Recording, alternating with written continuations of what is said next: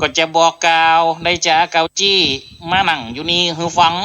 0857245094เนื้อญาติโยมเนอ0857245094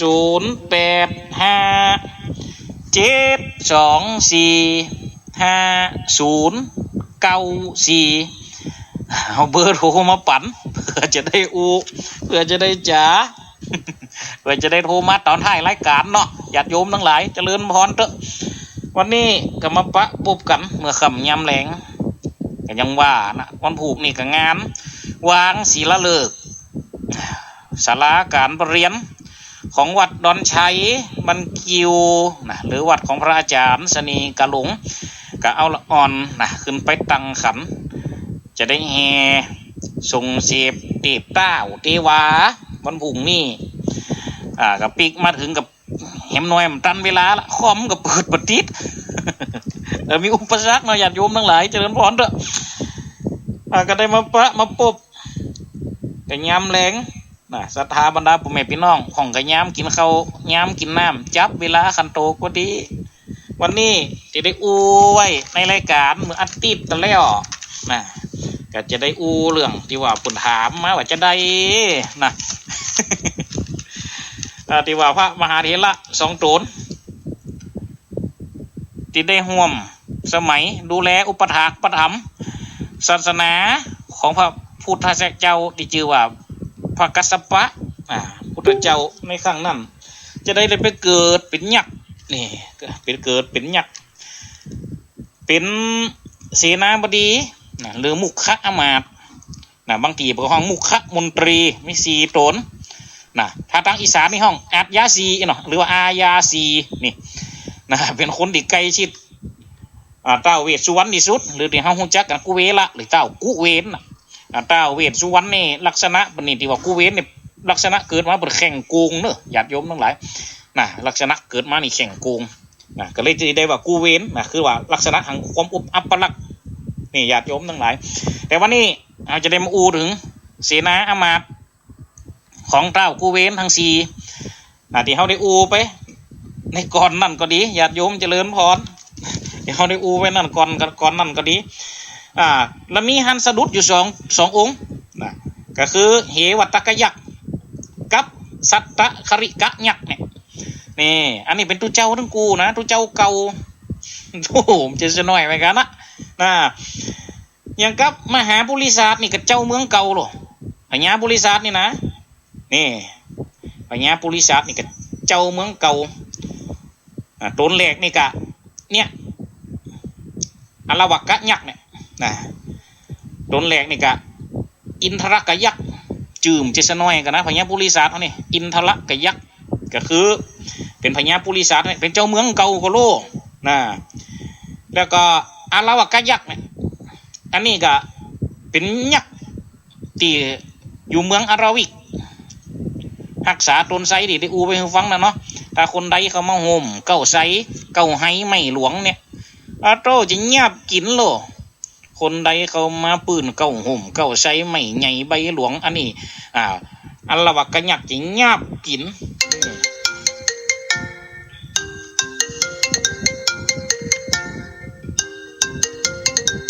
เดี๋ยวก่อนเด้อมันมีผู้ติดต่อเข้ามา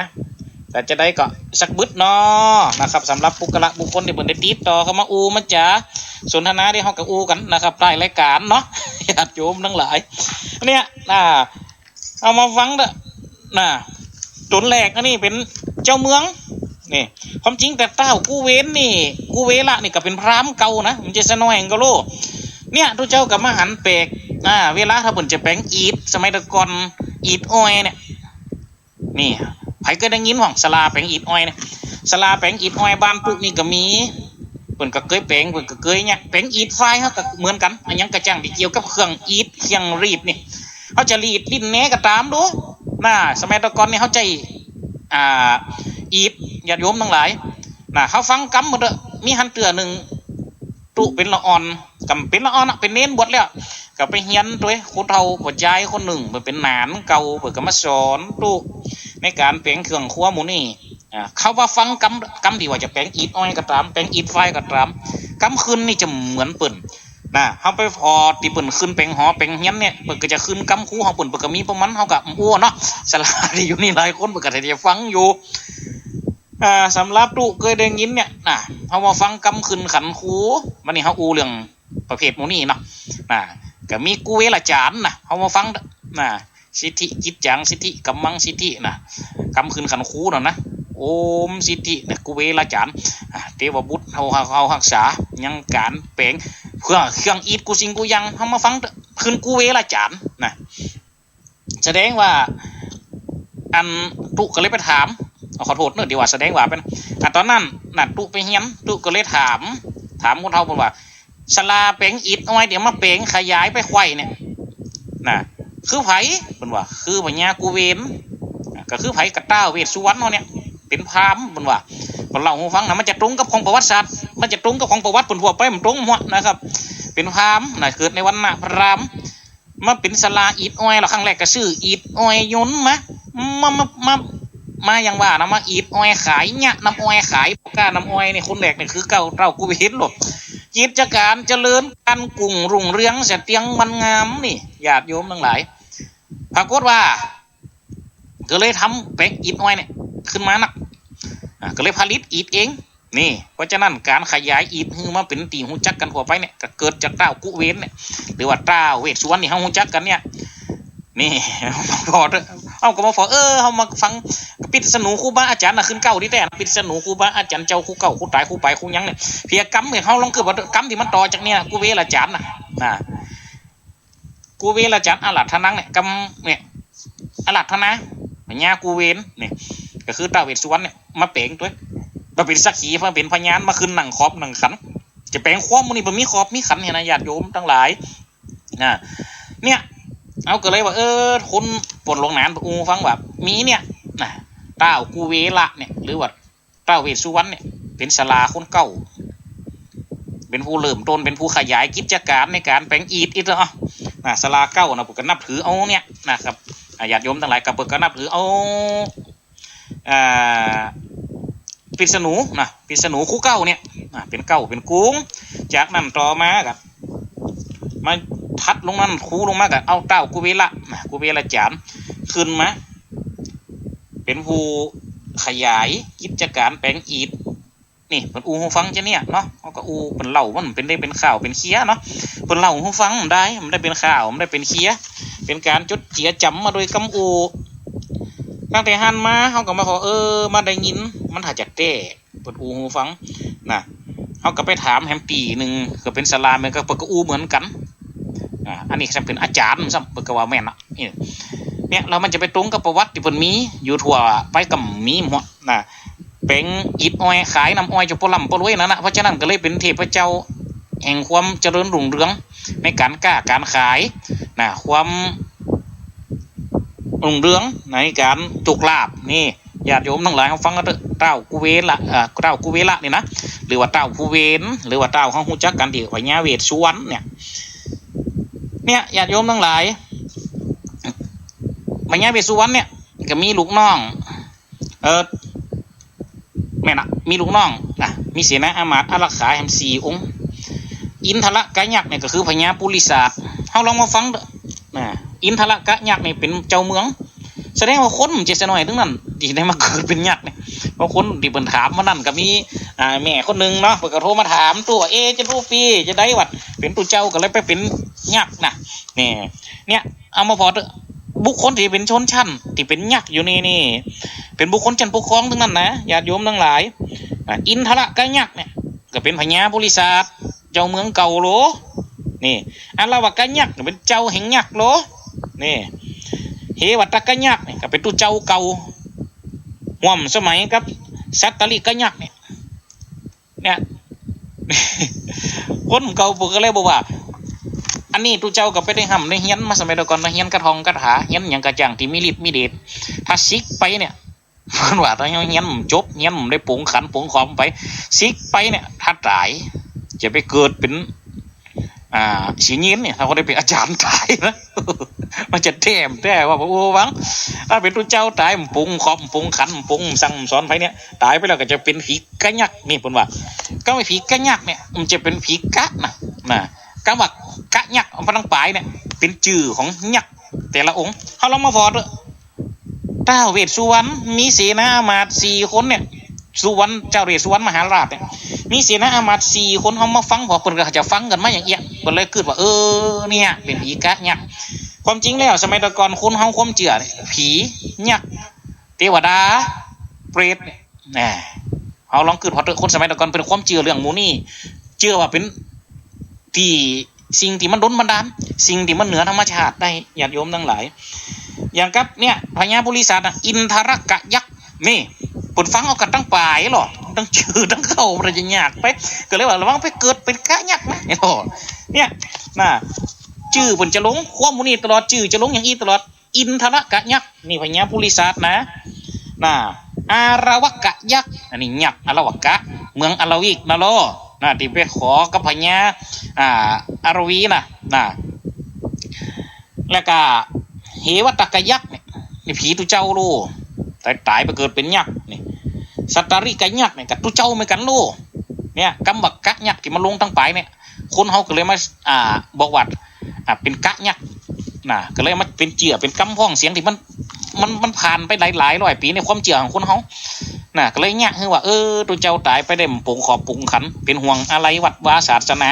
ตายไปกับเป็นผีกะยักษ์นี่ความจริงเป็นผียักษ์โดนบันดาลอย่างใดอย่างกับเหวัตตะกะยักษ์นี่มีบริวาร500ก่อนโลสัตตริกะยักษ์เนี่ยก็มีบริวารเนี่ย500เกิดในสมัยพระพุทธเจ้ากัสสปะเถระบุญ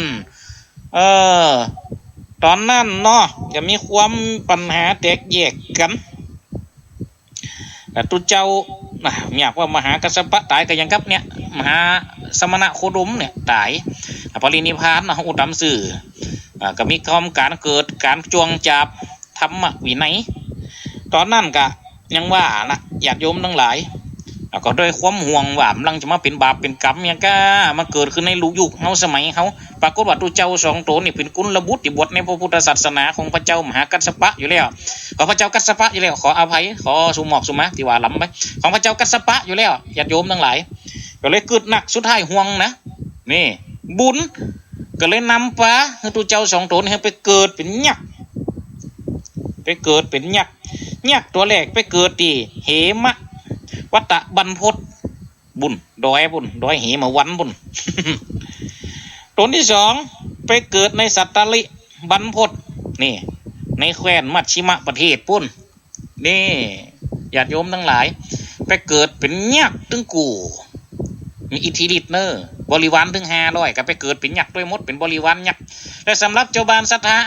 พี่น้องที่ได้ห่วมกันแปลงเจดีย์แปลงสถูปแปลงพระธาตุตราดคือกายพระเจ้ากัสสปะ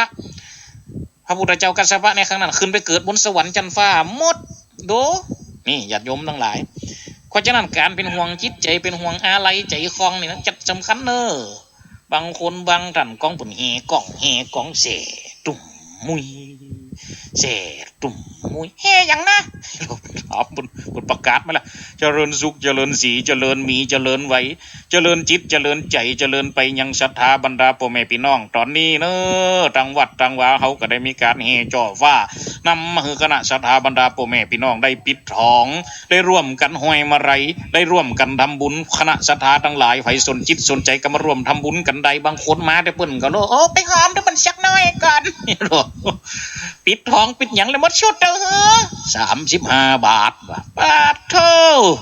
เมียแล้วใบ100กูเตกแน่นอนกูเตรียมมาเช้าเดี๋ยวจะไปได้หอม100จะไปได้หอม35 บาทใบ100กูเตกแล้วเป็นห่วงแล้วนี่นั่นสถานทั้งหลายในเมื่อกึดหาในสิ่งที่กลังเดี๋ยวเขาทำบุญกึดหาแล้วมีความทุกข์มันจะไม่เป็นบุญยังมันก็เรามันได้บุญเต็ม100หรอห่วงหายไปแล้วเนี่ยเราที่จะได้เต็ม100หายไปเช้า1ห่วงนี่เนี่ยจิตใจห่วงคลองอะไรมันก็เลยยากใดไปเกิดเป็นยากนี่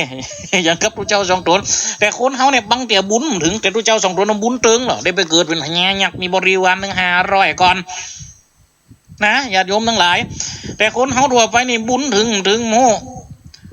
น่ะเป็นห่วงไม่ให้ก่อนกระทึงหายไปละเปอร์เซ็นต์จะได้เต็มร้อยมันเต็มสักกำน่ะเพราะฉะนั้นทำบุญนี่จะไปเป็นห่วงตานใดฮือเต่าที่เฮาฮือใดตั้งก็มีร้อยหอมอีกสักเช้านี่กระตึงเป็นลำบากใจแล้วกึดนะเสี่ยงไปเช้าเดี๋ยวเหลียนี่เป็ดชิปก่อนกินยังได้แหมจากหนักมีร้อยหอมชิปเนี่ยกึดหาตัวมันได้ใจดีได้ห่มทำบุญตะเกินตะกี้แขนท้องนี่ชิปบาทก็แล้วไปละโลนี่กึดหาจุ่มใจอยู่หันอันเนี้ยนี่เป็นบุญกึดหาเป็นบุญกึดหาอุจุ่มใจอึกจึกอยู่หันนี่ญาติโยมทั้งหลายอันเนี้ยพระสงฆ์องค์เจ้าสองตัวเนี่ยกระย้อนอย่างเนี้ยนะก็เลยไปเกิดไปอยู่เผาเป็นยักษ์ปูนเหมวันตะบรรพตกับสัตตะบรรพตนี่กระย้อนว่าบุญน้ำเลยกำแตงกำหักแต่งฮือใดเป็นไปจัดแจงใดว่ามาเกิดเอาตนว่าเสดในโลกาเฮาใดเกิดมาในโลกาต่ำไทยเป็นจึงเป็นไรมันจะน้อยเนาะถวันแหลงอย่าโยมทั้งหลายเลยไปเกิดเนี่ยพ่อไปเลยก้าวแล้วเกิดเขาว่าเป็นกรรมหมูนี่ก็เดี๋ยวเลยมาพ้องเสียงหรือว่าตุเจ้าตายไปเป็นผีกะหยักกะเย็นถ้าห่วงวัดห่วงว้านะคนว่าเนี่ยญาติโยมทั้งหลายวันนี้เขามาอีดูเจ้าได้มาฟังเนี่ยเป็นความถ้าเขาตั้งใจทำกูสิ่งกูยังเนี่ยอันยังกระตามเนี่ยเขาเป็นการทำแล้วบ่เบียดเบียนตัวเก่าทำแล้วดีทำแล้วเกิดหาสิ่งเดียวทำเกิดหามาเกิดความจุ่มเนื้อเย็นใจม่วนอกม่วนใจอันนั้นถือว่าเป็นบุญญาติโยมทั้งหลายนี่เพราะฉะนั้นการแผ่เมตตาบ่ต้องมีหรอกมันก็ตัวเจ้าไปเมื่อชั่วโมงก่อนเอาลองคือบ่เตอะเนาะเอาไปเตะทำแต่ละตีเอาไปฟังการทำบุญนี่มันจะน้อยเหมือนกันนะบุญนี่เป็นของที่มีฤทธิ์ญาติโยมทั้งหลายเฮาก็พอมันมีบางคนทำคนเฒ่าบางคนบางเตี่ยวเพิ่นก็ไปถามน่ะเอาไปอย่างนี้ไปอบรมอย่างนี้พ่องบางคนเพิ่นถามตุอ้าวอย่างบุญนี่มีฤทธิ์จะได้แม่เอาก็ฟังโอ้ไม่ระวังตั้งใจไม่หลวงโลบุญนี่มันมีฤทธิ์มันเป็นสิ่งที่พร้อมหันอย่างกับเขาจัดตามกันเข้ากับตามย้อยกหมายตามโกดเกณฑ์เว้นตามกับตามมันลองพอเตอเขาเจาะจุงไผ่บุญมันก็จะไปถึงคนนั้นจื้อนั่นอย่างอันน้ำนั่นอย่างอีนี่ส่งถึงหันส่งถึงนี้ตายหันนี่ญาติโยมทั้งหลายก็เลยมันเกิดเป็นบุญเขาก็ยังพอทีวีเนี่ยเตอญาติโยมทั้งหลายฟังวิทยุนี่เตอตุเจ้าเดี๋ยวนี้อยู่แจงโฮมไหมนะแจงโฮมวิเจตละนกรเพ่วิเชตละนกรเพ่เขตแขวงเมืองตำบลไม่ชุกไปโลอยู่วัดห้วยแหนบ้านใหม่สมัยขี้ตำบลไม่ชุกเพ่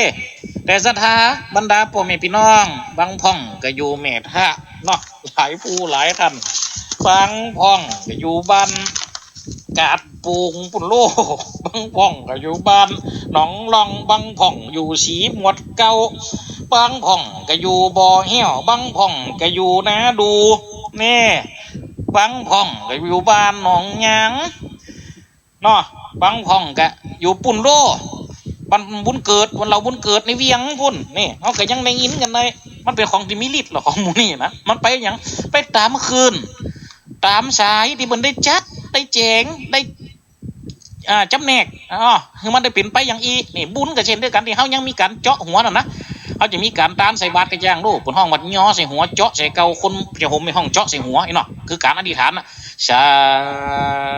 ธุโดยบุญแห่งการที่ข้าได้กระทำวันนี้จะใส่บาตรพระสงฆ์องค์เจ้าก็ขอให้บุญนี่ไปจุจอดหลอดถึงท้องให้ข้าพระเจ้าได้อยู่ดีมีสุขอยู่เย็นเป็นสุขสาธุข้ารับดึกลูกเจ้าเข้าข้าขาวอ่อนจรเข้าข้าอ่อนกินล้ำไอ้โลกคำใส่เข้าปุจจาเจ้าโฮมนะขอเจิมแผ่นปุ่นลูกพระพุทธพระบาทพระธาตุจีดีไม่สลีมหาโพธิ์พระเจ้าเก้าล้านโกรธอสงไขยฮะไม่ได้จะเมตไตรตนจักจะมาโพธิ์โลกไปนาขอมาเสวยเข้าข้าจิมเตอเจ้าอธิษฐานเอาไว้กับตัวเขาก็ได้อธิษฐานไปคือคนอื่นก็ได้เปิดเลยมีกรรมเว้นตานน่ะกรรมหยาดน้ำเขาก็มีหรอตั้งวัดต้องเห็นนี่ว่าเด้องานศพงานจับก็ว่างานวัดงานว้าก็ว่า สาธุสาธุน้ำต้นน้อยข้าต้นนี้ขอเป็นน้ำหยาดไม้ตาลทุกแผ่นดินดานพุทธาวิเศษทุกสู่ต้องเทพแม่ธรณีขอกำสัจจะบัญชีของข้าฮือมันอย่าฮือน้ำหยาดข้าทุกศูนย์สายอย่าฮือน้ำหยาดข้าหายสูญญาขอเป็นนาบุญแก่กาสืบต่อไปนานั้นแล้วอันนี้บุญสัจจะน้ำหยาดหมายตาลล้อบางคำบนว่าจัดมวนนะน้ำต้นหน่วยคาต้นนี้หอกลงดินโลขอเปลี่ยนน้ำหยาดหมายตาลเด้อเนี่ยเป็นการเจงเจตจำนงนะศรัทธาทั้งหลายฝากล้อเหมือนกับทำบัญชีธนาคารเงินฝากเหมือนกันนะก็เป็นน้ำหยาดหมายตาลตกแผ่นดินดานพุทธวิเศษตกสู่ต้องเทพเมธรณีนาน เอาพ่อแม่ธรณีมาเป็นสักขีพยานโลกมาเป็นเจ้าหน้าที่ธนาคารบุญกันนะมาเป็นเจ้าหน้าที่ธนาคารบุญกันโลกนี่ตกแผ่นดินดานพุทธวิเศษตกสู่ต้องเทพเมธรณีขอกรรมสัจจะบัญชีหืมกรรมนะขอกรรมสัจจะบัญชีของข้าฮือมันอย่าฮือน้ำหยาดข้าตกศูนย์สายอย่าฮือน้ำหยาดข้าหายสูญญาขอเป็นนาบุญแก่กาพลมมือน้ำหยาดที่ตกศูนย์สายขอฝากเมธรณีไว้มือน้ำหยาดข้าหายสูญญานะนี่ขอเป็นนาบุญแก่กาสืบต่อไปนะนั่นแล้วโลกสืบต่อไปนะแสดงว่าเขาจะแยกแหมต่อไปอยู่บุญแต่ว่าเขาไปตั้งนาเนี่ยผลละของวันนาบุญนี่สืบต่อไปนะมีหรอสืบต่อไปหลัง อันมันได้สืบต่อไปนะสืบต่อไปนะนั่นแล้วปูนยังอันนว่าบุญตานังอันข้าไว้แลปูจานี่ลอเนี่ยบุญกิริยาวัตถุสำเร็จด้วยกันหนึ่งตานสองรักษาศีลสามเจริญจิตตะภาวนานี่บุญยังอันนว่าบุญตานางอันข้าไว้แลปูจะกล่าวถึงบุญแห่งการให้ทานที่ข้าพเจ้าเนี่ยได้สักการะได้มีความเจือเรียมใสได้ศรัทธานี่ล่ะนี่ศรัทธาทั้งหลายที่ข้าได้ปูจาฮือตานมาหลายสิ่งขอบุญนี่ยิ่งแผ่พายนี่เท้าขึ้นนะอะไรที่เป็นบุญนะแผ่พายไปหมดไปจุจอดหลอดปีตามารดาญาติกามวลมากพี่น้องเส้นหากยังไปจะทำมือไผก็ได้ละบุญนี่เพื่อแผ่ไผก็ได้ปิตามารดาญาติกามวลมากพี่น้องเศษหากก็ลูกเป็นเศษบุญนะเศษเจนบุญนะน้องเกิดว่าเตอนี่ยังชัดตั้งหลายมวลหมู่อันอยู่ใต้น้ำและเหนือดินนาซาบินบนอากาศแม่นผู้ขาได้ขาดใจขาดเอาตายพลโลอ้างถึงบุญถึงกุลได้กระทำลวงล้ำสัตว์สิ่งหิ่งห้อยใหญ่น้อยตั้งหลายได้ฆ่าเอาตายเนี่ยก็คืออย่างเจ้ากรรมในนายเวรกรรมเวรตานก็มีมันก็ตั้งสัตว์น้อยสัตว์ใหญ่สัตว์ไตเลียดินสัตว์สี่ตินสองตินสัตว์นั้นหาตินบ่ได้สัตว์บ่มีปุ่มสัตว์บ่มีใส่ตั้งสัตว์ไปบนโหนอากาศสัตว์ลาดไวราดทรา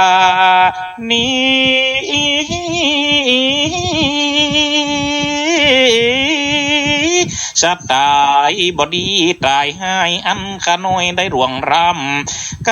ำกายนี่สุมาหมดแม้แต่การเวียนตานก็ตามมือปนานเป็นคนกดกำมูนี่ก็มีญาติโยมทั้งหลายเพราะฉะนั้นบุญนี่ฤทธิ์มันจะสะหน่อยสถาบรรดาผมไม่ไปน้องเป็นของตีเลิกเป็นของตีแลบนี่เขาเผื่อแผ่ไปให้หยังอันผู้ขาได้ขาดใจขาดเอาตายยังชัดตั้งหลายมวลหมู่อันอยู่ใต้น้ำและเหนือดินกูสิงกูยังโคตรเพชรเทวบุตรเทวดาบ่นะ จากกาวันแสนโกดปลายไตรอดอาเวจีหรอสีติดสะตุกเทพนี่สีติดสะตุกเทพกับมียังพ่องเก้าทั้งสีแล้วเนาะสถาบรรดาพ่อแม่พี่น้องทัตตลัทธะวิรุปคะ วิรุณหกเวสสุวรรณเนี่ยลองคือบัตรบุญนี่มันจะสะหน่อยเป็นสิ่งที่เผื่อแผ่ไปเพราะฉะนั้นการที่จะทำบุญเป็นบุญต้องเป็นการทำที่บัดใดลังแกตัวเก่านี่ทำหมอกที่เฮาเนี่ยใดเกิดในใจหาแล้วบัดตกใจบ่หายความห่วงนี่ศรัทธาทั้งหลายถ้าห่วงอยู่หันลองเกิดบัดเตอแม่แต่ตัวเจ้าปฏิบัติเมินนานหลายปีสุดท้ายก็ได้มาเกิดเป็นกะยักษ์นี่ศรัทธาทั้งหลายเกิดมาเกิดเป็นยักษ์เฮาได้ว่าเป็นกะยักษ์เนาะอันนี้กำหมูนี่มันมีมามันเป็นกำสืบฮอดเป็นจนถึงปัจจุบันนี่ก็เลยไปเหลือแค่ว่ากำบักกะยักษ์เนี่ยญาติโยมเฮาลองเกิดบัดเตอทุกสิ่งทุกอย่างบนโลกมนุษย์ใบนี้คนเฮาเนี่ยเพิ่นนึงว่ามีด้วยกัน32ขนทุกสิ่งทุกอย่างย่อมจัดปาคือได้เป็นไปความรู้สึกนี่ขวัญเฮาแต่ละอย่างเนี่ยนะเป็นความรู้สึกดังนั้นศรัทธาทั้งหลายความรู้สึกในการความห่วงก็เป็นหนึ่งในอย่างนั้นที่จะเนี่ยขวัญเฮาติดจิตเฮาไหวเกิดสิ่งใดก็ห่วงก็คลองเพราะฉะนั้นการนำบุญเป็นการเบียดเบียนตัวเก่าเป็นสิ่งที่ดีที่สุดญาติโยมทั้งหลายวันเนี้ยญาติโยมบรรดาพ่อแม่พี่น้องความจริงแล้วพญาปุริศาสนี่วันนี้เขาก็จะเล่าเรื่องศีลอามาตย์ทั้งสี่ของจ่าเต้าเวสสุวรรณเนาะเปิดเกี่ยวกับพุทธศาสนาโดยปริยายหรอเนี่ยครับอินทรกยักษ์เนี่ยหรือเขาหูจักกันในนามพญาปุริศาสเนี่ยแต่ละตีแต่ละแห่งก็แบ่งเป็น2ล่างก่อนนะล่างเทวบูตรล่างปุกคนหัวไปเนี่ยก็ลักษณะก็เหมือนคนเขาหัวไปเนี่ยบางทีบางแห่งกับแปลงเป็นหัวยักษ์ยักษ์ก็ใส่บางทีบางแห่งกับแปลงเป็นเหมือนเป็นนรสิงห์หรอปุริสะนรสิงห์นะสิงคปุริสะนะเนี่ยศรัทธาทั้งหลายหัวเป็นคนตัวเป็นสิงห์นี่อันเนี้ยย้อนว่าคนสมัยก่อนมาเปรียบเทียบการกินการเสวยการฉันของเจ้าเมืองพญาปุริสะเนี่ยกินคนลูกสาบสานกินเนี่ยคนละสาบสานตั้งหลังกายนี่แล้วก็เลยตั้งในหันก็เลยไปตักกินต่อกินคนได้ก็ตามละตีพญาปุริศาสจื่อเขาไปฟังในธรรมเก่าบนเล่ากูพญาปุริศาสอยู่นี่แค่กำตะเอียสดาทั้งหลายคนที่เดินอยู่ก้าวขากับหอกย้อมกินโดยปริยายเนี่ยลองเกิดว่าปิดถึงปันนั่นแม่นย้ำถึงปันนั่นเป็นเมียพญาบนหลอดสุดท้ายก็โดนพญาปุริสงเป็นคนป่าไปฟังธรรมก็เลยยอมมอบตนเข้าดูแล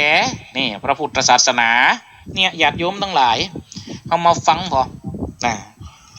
อันเราว่ากะยักอันนี้กำเจสน้อยเนอะอิทธิฤทธินักกันละเหมือนกันอยู่ปืนก็ไม่เมืองอาลวิกปุ่นเป็นเก้าไห้ใหญ่เก้าไซหลวงไผ่ก็ตามแล้วโซดก็มาปืนก็ไม่นี่ที่มาเขามาโฮมก็ไม่ให้นี่กินหมดนี่ศรัทธาทั้งหลายไผ่ก็ตามแล้วที่เขามานี่กินหมดปรากฏว่ามีฮันวันพญาอารวีเดินทางนี่เดินทางมาด้วยลูกน้องมาปะเสียกวงคำอย่างที่ว่านี่ยักก็เกิดจะกินล่ะพญาบอกว่ากินข้าได้กินเตี๋ยเดียวเนอะถ้าปล่อยชีวิตข้าไปข้านี่เป็นเจ้าเมียงนะข้าจะส่งคนมากินติ๊กเอาอย่างใดบอกหรอเนี่ยกับปีกไปครั้งแรกก็ซุงนักโทษประหารมาก่อนมึนเขาเอาไงล่ะมีไผ่เนี่ยพระพุทธเจ้าก็เลยตุยตามไปปราบนี่ไปโพดอีกตัวไปทรมานได้หู้ได้หันนี่ศรัทธาทั้งหลายอารวะกันยักนี่นะเนี่ยอย่างกับเฮวัตกันยักนี่กับสาตะลิกันยักเนี่ยสาตะลิกันยักเนี่ยความจริงแล้วกับเกิดเป็นยักษ์ก็เกิดมาห่วมในสมัยกันนะมัวกับสวนเสียเฮฮามัวกับม่วนมัวกับงั้นกันสมณะมหาพระพุทธเจ้าโคดมเกิดย่ำจะหู้ลูกมัวสวนเสียเฮฮากันนี่ศรัทธาทั้งหลายจนหมู่บรรดายักษ์เทพบุตรเทวดาไปฟังธรรมหมดหนึ่งจะหู้เนี่ยศรัทธาบรรดาพ่อแม่พี่น้องจนถึงขั้นพระพุทธเจ้าแสดงปฐมเทศนาศรัทธาทั้งหลายเดี๋ยวจะเอามาฟังกันโดยรายละเอียดเลยเนี่ยอย่างที่ตุเจ้า2 ตัวนี่จะไปเกิดเป็นยักษ์และสุดท้ายจะได้ถึงมหาใจนี่เต้าเวสสุวรรณมาดูแลพระพุทธศาสนาร่วมกัน เนี่ยสถาบรรดาพ่อแม่พี่น้องได้ตูเจ้าจะมาอูแหมในกาลเวลาต่อไปเดี๋ยวนี้เขาก็อูในน้ำนี่เขาไปก่อนในวันนี้เขาไปก่อนนะบุญเนี่ยรอยสีบุญเนี่ยเป็นสิ่งที่แห้งเขาต้องเกิดว่าคนในบรรดลบันดาลไปเกิดเป็นยักษ์เป็นเทวบุตรเป็นเทวดานี่ผู้รักษาพอเผาโลกโลกากันยังเป็นได้เขาลองเกิดพอแต่ว่าฉะนั้นบุญนี่เป็นส่วนที่สำคัญที่สุดเป็นตัวขับเคลื่อนในด้านอย่างในด้านการกระทำในด้านจิตใจศรัทธาบรรดาพ่อแม่พี่น้องวันนี้เอาลองเกิดว่าตุเจ้าก็ไปทำบุญมาหลายปีเพราะว่าจะเป็นการขึ้นเฮียนใหม่ก็ตามนะว่าจะเป็นการไปสืบหูราชตาญาติสมณะสังฆเจ้าก็ตามถ้าไปพอแต่ละตีแต่ละตังก็มีคนทำกันนักบุญนี่นะอย่างกับวัดพระอาจารย์เสวตเสน่กาหลงนี่จะทำบุญวันผูกนี่วางศีลาเลิกลูบางภูบางตัดกับตากมาหายตากมาหอมเพราะมันเจือในยังเจือในฤทธิ์ของบุญนี่บุญสำเร็จ3ยังคือการตานรักษาศีลเจริญจิตตะภาวนาตานเขาต้องจ้างตานหัดตานอะไรกับห่วงนะมันแม่คือเขาได้บุญเต็มร้อยหรออย่างกับบางภูบางตันมาส่งเขาวัดนี่ดาขอบดาขันมาส่งเขาวัดมาส่งเขาวะมาหันเสวัดวาเนี่ยบุญแห่งการคือตานเกิดดิแต่มาหันเสวัดเพื่อว่าเพื่อจมเนี่ยบางคนเท่าบางคนมาแล้วลูกกองมาหันใส่เขาวัดมาติวซะจังหันเขาวัดมาเสเตียมหมาค้างใส่หรอหรอพอมาค้างสิกูบ่อีหลกูจะเอาเข้ามาชงมึงกินมาแงบน้องกูนี่มันได้กินแฮมลายเดียนนะมึงเฮ้ยว่าตากหมา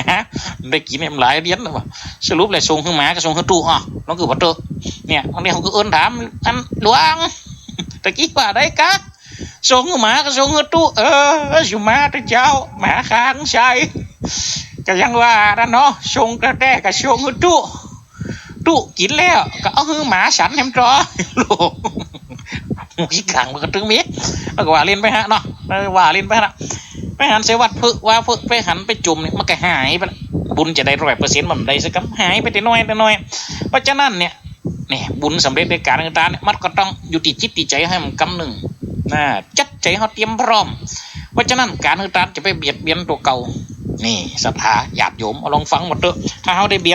ยนตัวเก่านี่นะห่วงหาดิเตอลองเกิดวัตเตอร์สุดท้ายเนี่ยบุญมันได้ดีแต่มันก็ได้อยู่เดี๋ยวยังมามันเต็มร้อยใช่ครับก็ได้โดนบันดาลไปเกิดอย่างอื่นน่ะเกิดเป็นอย่างอื่นไปเงี้ยหรือว่ามันเกิดเตี่ยกับไว้ที่5น่ะยังว่าไว้ที่หน้าบุญน่ะญาติโยมทั้งหลายนะมึงก็ไว้ที่หน้าบุญน่ะสืบต่อไปหน้านั่นแล้วเนี่ยนะเลยสืบไปที่5น่ะไว้ที่หน้าบุญน่ะคนเขามันดึงหนีมันปนอะไรทั้งหลายนะบุญในรายการคือการบุญสำเร็จในการรักษาศีลนี่อันนี้ก็เป็นตัวสำคัญอันหลักศรัทธารักษาศีลนี่เจริญจิตตะภาวนาศีลนี่ก็เป็นสิ่งที่สำคัญเหมือนกันของคนบ้านหัวไปก็มีอยู่5ข้อปาอะกามุสุปานะ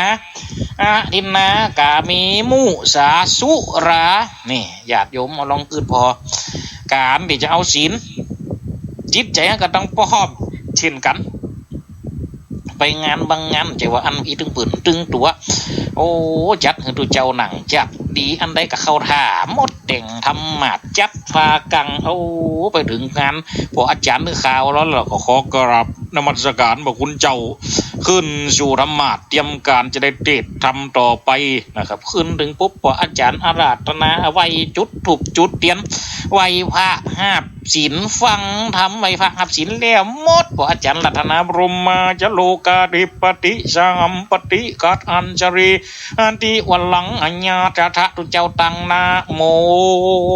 ตัสสะภะคะวะโตอะระหะโตสัมมาสัมพุทธัสสะบางผ่องหนังฟังทำยังว่าแล้วเนาะยุ่งนัก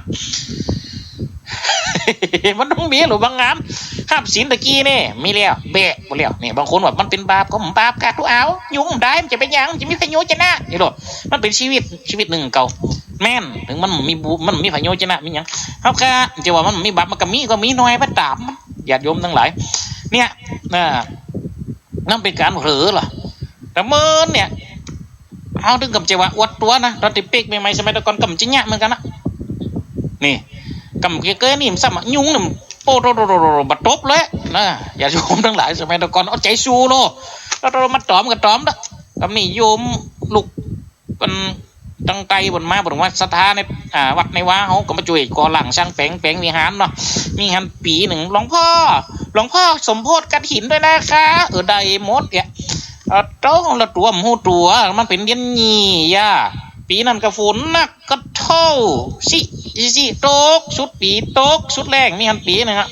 ญาติโยมทั้งหลายวิหารกับหมอกมุ้งหลังคาแล้วเนี่ยบางทีมุ้งเรียกน้ำย่อยโซอยู่ลูกน้ำยุงร้ายกับขังอะกะนะญาติโยมทั้งหลายอย่าถึงแรงทำวัดสวดมนต์เป็นเป็นได้มวนยังโย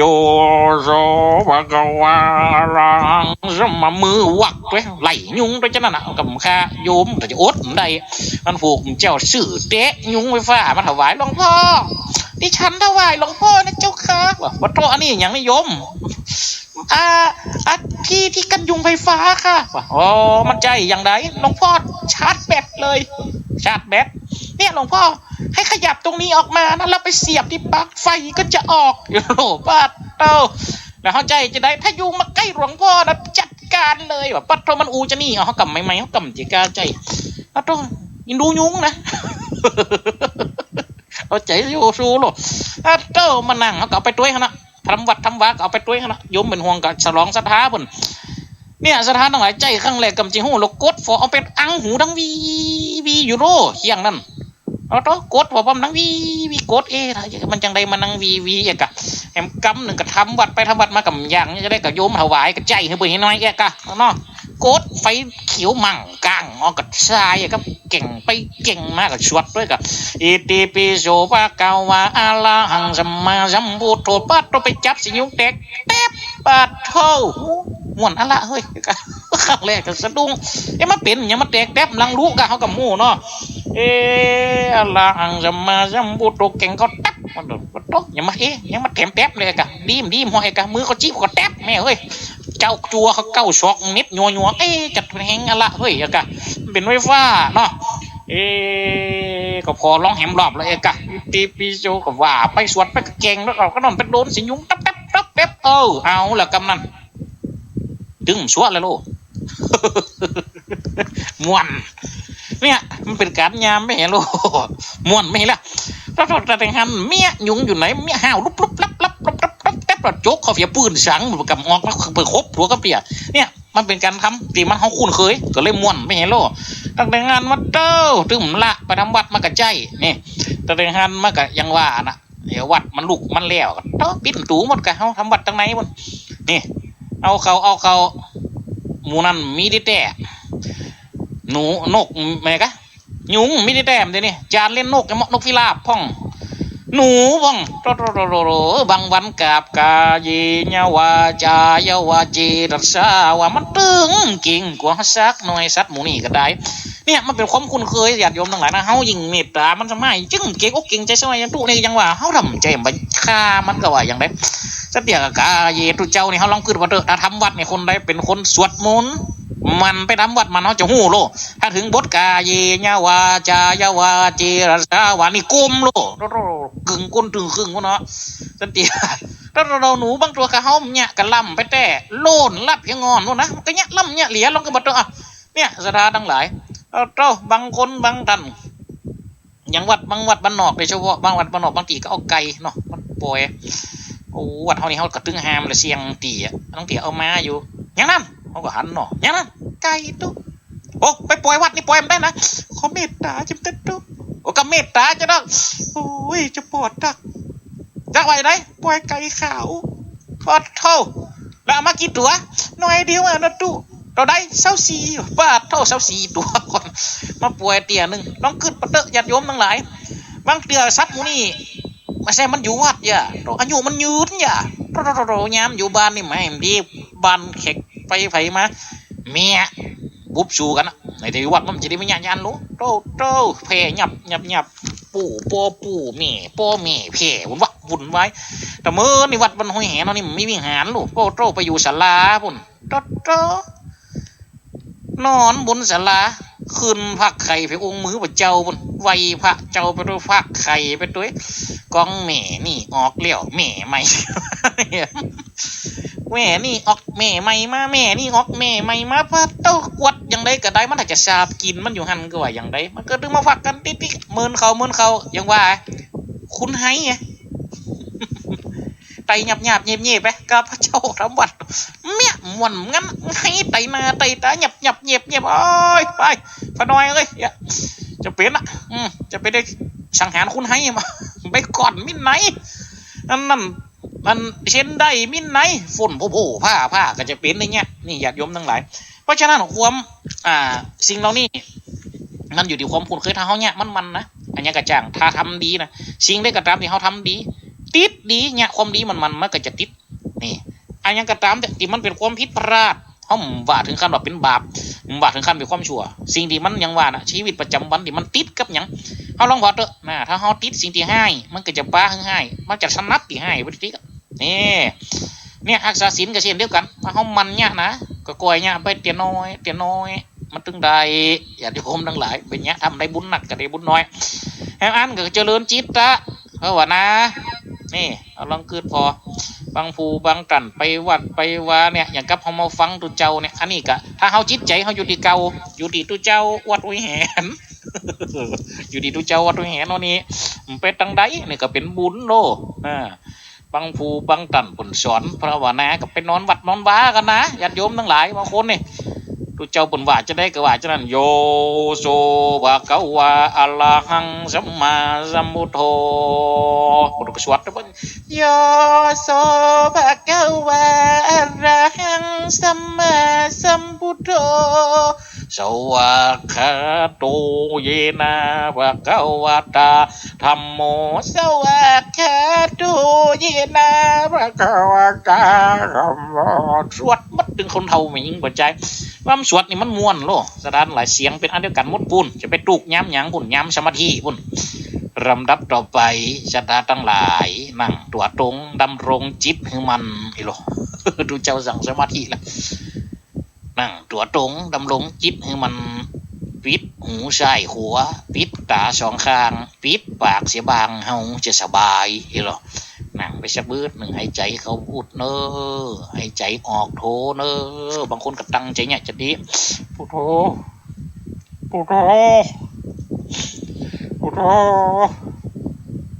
พุทโธ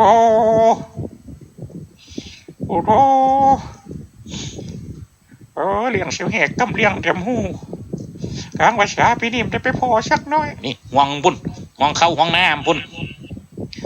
นี่มันก็ห่วงไฟห่วงมันคนเท่าปัจจัยเนาะพุทโธพุทโธพุทโธพุทโธโอ้โหจอกกำกี่โมงมาแล้วขึ้นหาปุ่นแล้วอะไรหาบ้านหาจอมมันก็มีพ่องจิตใจคนเขามันก็วกแวกเพราะว่าอย่างกรรมะคือการกระทำฐานะของที่ตั้งของการกระทำคนเขามันแน่นญาติโยมทั้งหลายนี่เพราะฉะนั้นเนี่ยเมื่อจะออกมาแล้วก็ต้องสละให้หมดเดี๋ยวก่อนมาคืนเดียวได้บางวัดบางว่ากันเนี่ยคืนเอาผมจะปีกไปก็ยังเก่าแล้วนะห่วงกันห่วงนี้ว่าเดี๋ยวออกวัดไปสุขิโตโหมิขอให้ข้าพเจ้าจงเป็นสุขขอให้จิตใจข้าพเจ้าจงเป็นสุขท่องรู้วัดไปจัดดีโตโหมิขอให้จิตใจข้าพเจ้าเป็นสุขโตโหมิขอให้จิตใจข้าพเจ้าได้ถึงสุขขึ้นเฮียนไปปาดเท่าหลานหน่อยถุยมาหมาวางแต่หัวคันได้ต่ำนาทีวีแล้วเต้าก็กึดเนี้ยนี่มันจำเป็นเป็นหน้าที่เอาตัดใจเนี่ยจะไปจมบางคนเขาขี้จมหรอกนี่โตเมถุยมากันอยู่นี่เด้อสดเขาไปเปิดตู้เย็นนี่โตเมการในตู้เย็นมีน้ำชักขวดเด้อจำเป็นกูได้หายใช่ไหมโสดไปของขวาคิดโอ้มีถอยแจ่เป็นกึ่งเปโสดลงไปลุ่มจะเป็นกองน้ำปักใส่ยังชักว่าคิดโอ้แม่โอ้ยฟ้าแจ่นี่เต็มแพทย์ฉาบดื้อนี่ต้องเกิดมาตัดใจดีเขาเนี่ยมันต้องไปเรียนนะบางคนจมตายแล้วกูไปอยู่บ้านอยู่จ้องวันเดียวมาได้โอ้ยปีกม้ามีกระคูวะนี่ลองเกิดว่า สุดท้ายไม่ได้บุญสิครับมากะนั่นก็เพราะฉะนั้นเอามันตัดที่ไหนตัดที่เขาจัดที่ใจเขานี่ตัดที่คนอื่นได้ก็ตัดที่ใจเขานี่ญาติโยมทั้งหลายตัดที่ใจเขาเปลี่ยนที่ไผมันได้นี่ญาติโยมทั้งหลายเนี่ยใหม่ๆมันก็ต้องมีตูกพองเมินไปมันก็เกยคนเดียวของมันนะโลญาติโยมทั้งหลายมันก็เกยคนเดียวไปของมันน่ะ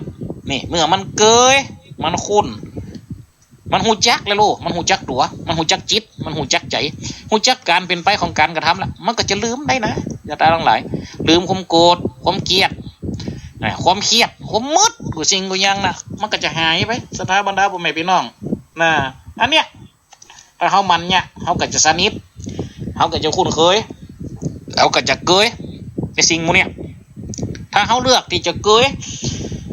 ความอัปลักษณ์ความดีมงามจิตใจเขาก็จะผูกพันกับสิ่งที่อัปลักษณ์สิ่งดีมงามเอาเกยเขาเลือกเอา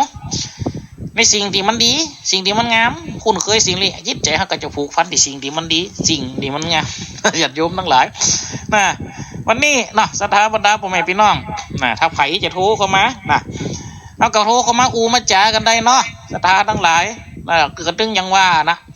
การอูการจาการสนทนาไก่หู้ก็คือถามไก่งามก็คือเต็งบนว่านะไก่หู้คือถามไก่งามคือเต็งอันใดที่หู้เจงก็ถามมะทุเจ้าก็พยายามจะอูในสิ่งที่เฮาหู้บอกในสิ่งที่หู้ในสิ่งที่บอกก็แล้วแต่ไผบ่โครเข้ามาสมัยตะก่อนก็มีคนจังมาปรึกษาเฮาก่อนนะละอ่อนวัยรุ่นพ่องนะคนเฒ่าพ่องก็ตามนะบางคนก็โทรก็มาหูก็บ่เคยได้ยินตอนนี้ก็มีคนอยากโยมเปิดโทรเข้ามาขออนุญาตทับสายแรกเด้อเจริญพรจับรังษาท่านพระอาจารย์อันนี้แม่ยังจ้าแม่สีกุลจันทุราบ้านหนองรองแม่สีกุลค่ะจ้าแม่สีกุลบ้านหนองรองเนาะ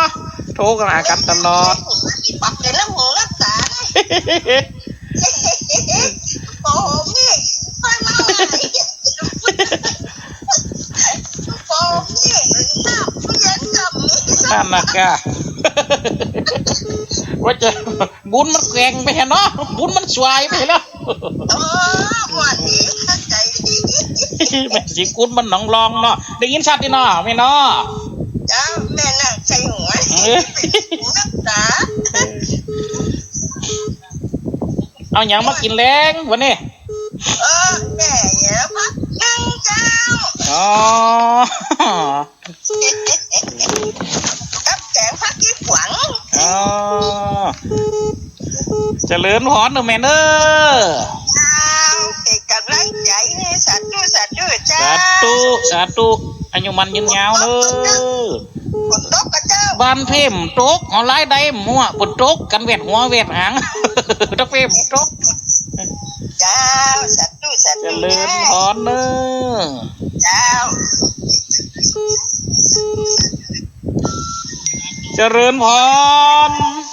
อันนี้บ้านห้วยฮีนะแม่เนอเอาบ้านห้วยฮีเนาะแม่ยังจ้าเขาคุยพันแก้วไม่คุยแล้วเจ้าผ่านอ้วมหวานแม่คุยห้วยฮีเจริญพรเนอะเจ้าขอให้ดีมีสุขเรื่องพระเนอค่ะอาจารย์เจ้าเจริญพรเนอะโยมแม่เจริญพรเจ้า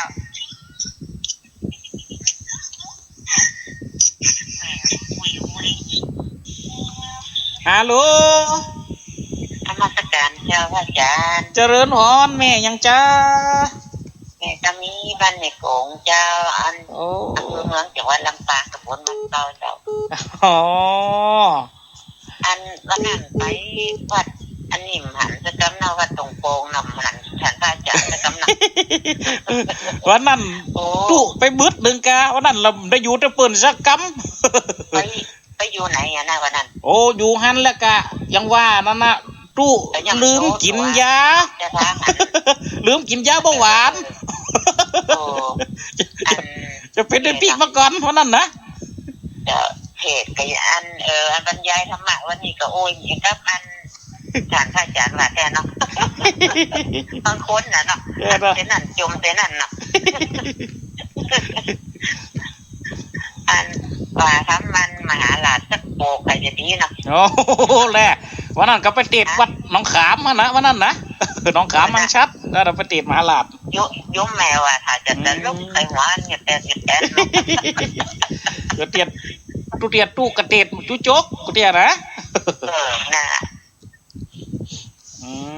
เนี่ยก็มีไม่โกงเนาะเจริญสุขเจริญพรเนอะแม่เนอะฝนตกก็จ้าดูตกกับเจ้าเจริญพรเนอะอ๋อแหละต้องเห็นตกนักต้องลงไม่เหมาะตะกี้ตกนักมันเขาเห็นตกโอ้จ้าสาธุเจ้าเจริญพรแม่เนอะเจ้าเจริญสุขเจริญพรพ่องกระโทก็มาจะสนทนานาบุญจุ่ยกั้มขอวาสนาอุดหนุนกูคนเนอเป็นบุญที่ได้มาปะเป็นวาสนาที่เฮาก็ได้มาฟังได้มาปะได้มาพบกันบุญน้ำก่ำแต่งบนว่าญาติโยมทั้งหลายนะวันนี้เฮาก็ได้มาได้มาแจกก็ขอเจริญพรรับสายคุณโยมเนอวาสนาอุดหนุนกูคนเนอเจริญพรเนอเจ้า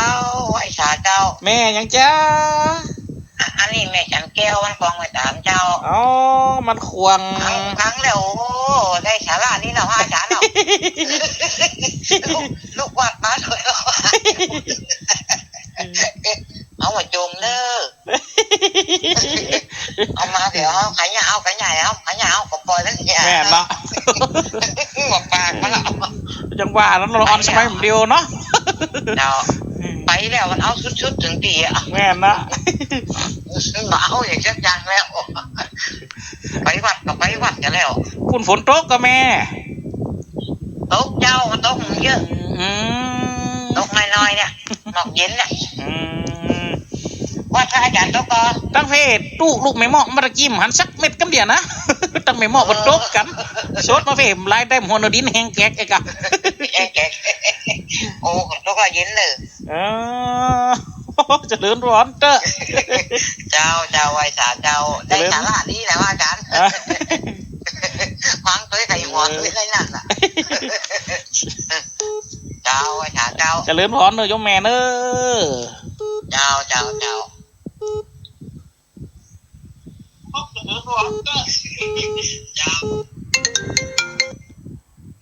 ฮัลโหลสาธุเจ้าโอ้ท่านอาจารย์อันนี้โยมอย่างจ้าแม่แสงแก้วมันสีดอนใช้แต่บนต้นทองใช้เจ้าโอ้แม่แสงแก้วมันสีดอนใช้แหละเจ้าโอ้แม่ฟังทุกอย่างยังสั่นว่าแต่หน่อช่วยดีมันสีดอนใช้วันจะสีดอนใช้ห้อยขี้หมูนะอ๋อวันนั้นตู้ก็ไปเตะบ้านอย่างกันนะมันห้อยฮีบ้านวัดพ่อคู่เรียบนะไม่ใช่ครับไม่ใช่ครับไม่น่า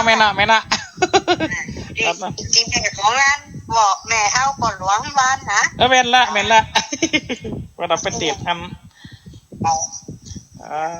อายุมันยืนยาวเนอะเจริญพรเนอะโยมแม่เนอะ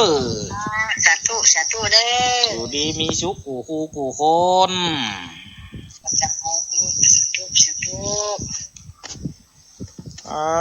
วันนี้ก็มีหลายผู้หลายท่านติดต่อเข้ามาได้โทรเข้ามามันจะติดต่อเนาะ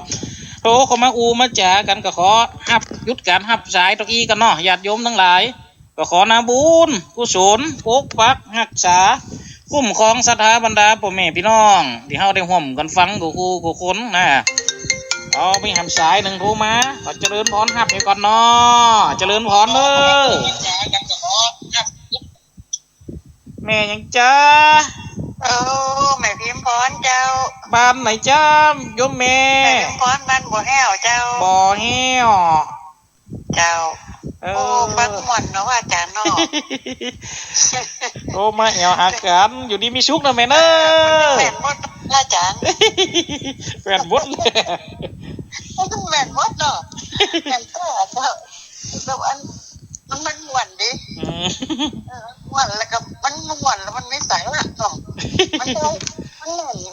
ารย์ไหนเถอะแล้วก็ อย่ากำลังได้ฟังว่าอาจารย์นี่นะนี่ แล่ ฟังไปสัก2-3เดือนนะเจ้า อ๋อกำลังหามันกำลังจัดเก่า จนก่อนมาหูเจ้า เออ โอ้กดติดจังเลยจังเลยเราฟังแต่เขากำสนนะแต่ว่าผมว่าเป็นเนาะเดี๋ยวเรามาฟังเงียบไปนะล้อมันวางแผนเนาะว่าอาจารย์เนาะวางแผนมันตุกเนาะ แต่ละวันการน่ะกูเนาะไม่เจ้านะกูกับทุกจานเสน่ห์กะหลง เจ้าวันอังคารกี่โมงเนี่ย วันอังคารนี่ไม่เจ้าเหรอกูก็อาจารย์เสน่ห์กะหลงนะสองโดนโอ้เจริญพรโยมแม่หมดเวลาพอดี เจ้าสาธุเจ้า สาธุอายุมันยืนยาวกันกูคนอยู่ดีมีสุขน่ะนี่เจริญพรโยมแม่ เจ้าสาธุเจ้า ก็ขอยุติการบรรยายการกันจาพัฒนาลงเพียงตัวอีก็ขอความเจริญในธรรมจงมีแก่ญาติโยมพุทธบริษัททั้งหลายยิงใจกูคนกูครูขอความสุขกายสุขใจจงมีแก่ท่านนับแต่นี่สืบไปไม่นาอายุมันยืนยาว100 ขบเข้าวาสากันกูครูกูคนเจริญพรลงเพียงตัวอีก็ขอความเจริญในธรรมจงมีแก่ญาติได้เวลาขอนำรายการจากท่านไปก่อนสัพพิติโยวิวัชชันตุสัพพะโรโควินัสสตุมาเตภวัตวันตรายโยพุทโธบังซ้ายธัมโมบังขวาสังโฆบังกายาอะระหังบังเกสาอะระหังพุทโธนะโมพุทธายะอายุวันโนสุขังพลังขอเจริญปอนว่าจิตในโลกิยธรรมโลกุตระธรรมจุดเชื่อมที่นำเจริญสมาธิใจโคตระภูยานเชี่ยวชาญมั่นคงสดใสปัจจับตั้งใช้อธิบายถ่ายทอดให้เห็นโคตระภูยานสิ่งที่พระองค์ทรงรู้แต่ไอสไตล์ไม่รู้เหมือนมองไม่เป็นวิทยาศาสตร์ไม่อาจพิสูจน์ประเด็นพระองค์ทรงเห็นเพราะอยู่ในญาณชั้นสูงรู้แจ้งแจ่มชัดการเปลี่ยนแปลงยิ่งนักกฎพระไตรลักษณ์ชักนำใจปรับปรุงกายนอกกายในแยกได้ปัญญาจะรุ่งมรรคญาณเรื่องรุ่งเข้าเขตโสดาบัน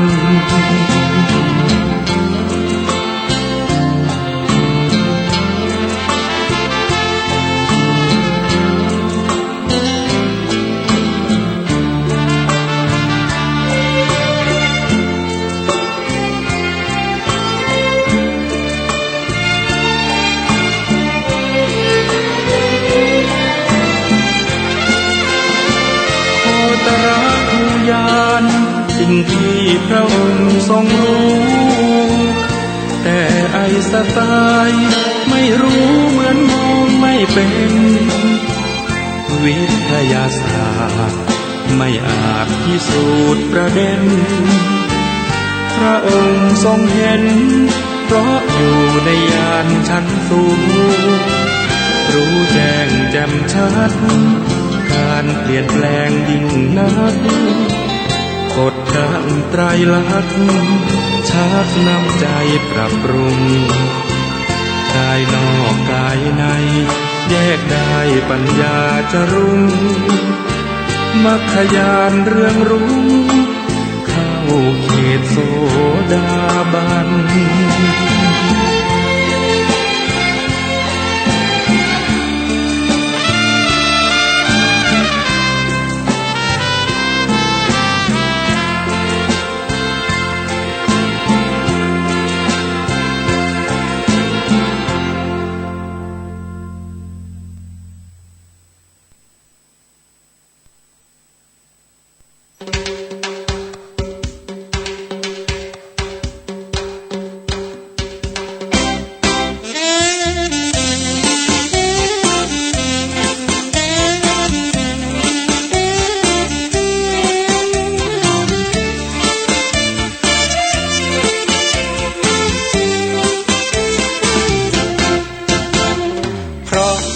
ใจห่มศีลบนพื้นดินห่มธรรมคนจึงงามน้ำใจ โลกจะหมุนเวียนเปลี่ยนไปเราก็ยืนสู้ไหวแบบปลอดภัยทุกคน เพราะเรามีอปต.หน่วยอบรมประชาชนประจำตำบลนำภารกิจ8 ด้านคุ้มกันส่งผลให้เราเป็นคนตำบลใจงาม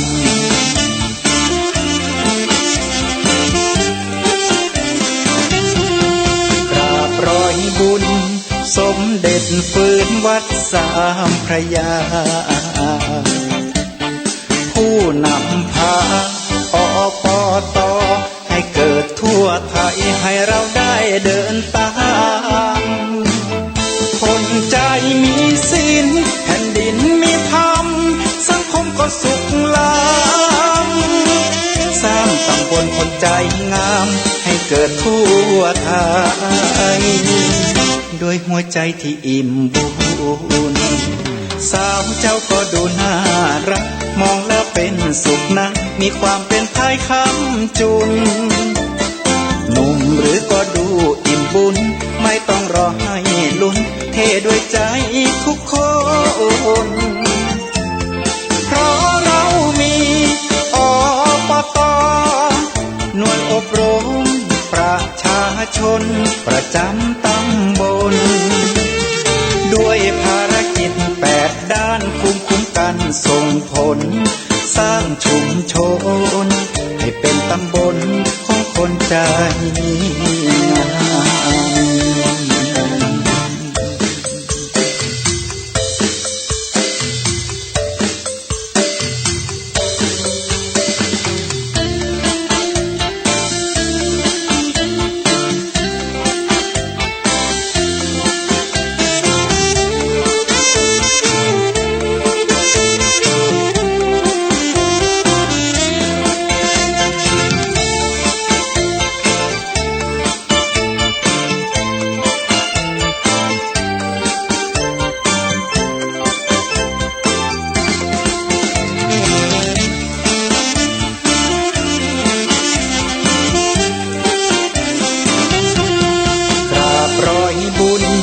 สมเด็จฟื้นวัดสามพระยาผู้นำพาอปต.ให้เกิดทั่วไทยให้เราได้เดินตามคนใจมีศีลแผ่นดินมีธรรมสังคมก็สุขล้ำสร้างตำบลคนใจงามให้เกิดทั่วไทยกราบร้อยบุญสมเด็จฟื้นวัดสามพระยาผู้นำพาอปต.ให้เกิดทั่วไทยให้เราได้เดินตามคนใจมีศีลแผ่นดินมีธรรมสังคมก็สุขล้ำสร้างตำบลคนใจงามให้เกิดทั่วไทยอปต.ขอบใจมาช่วยกันช่วยกัน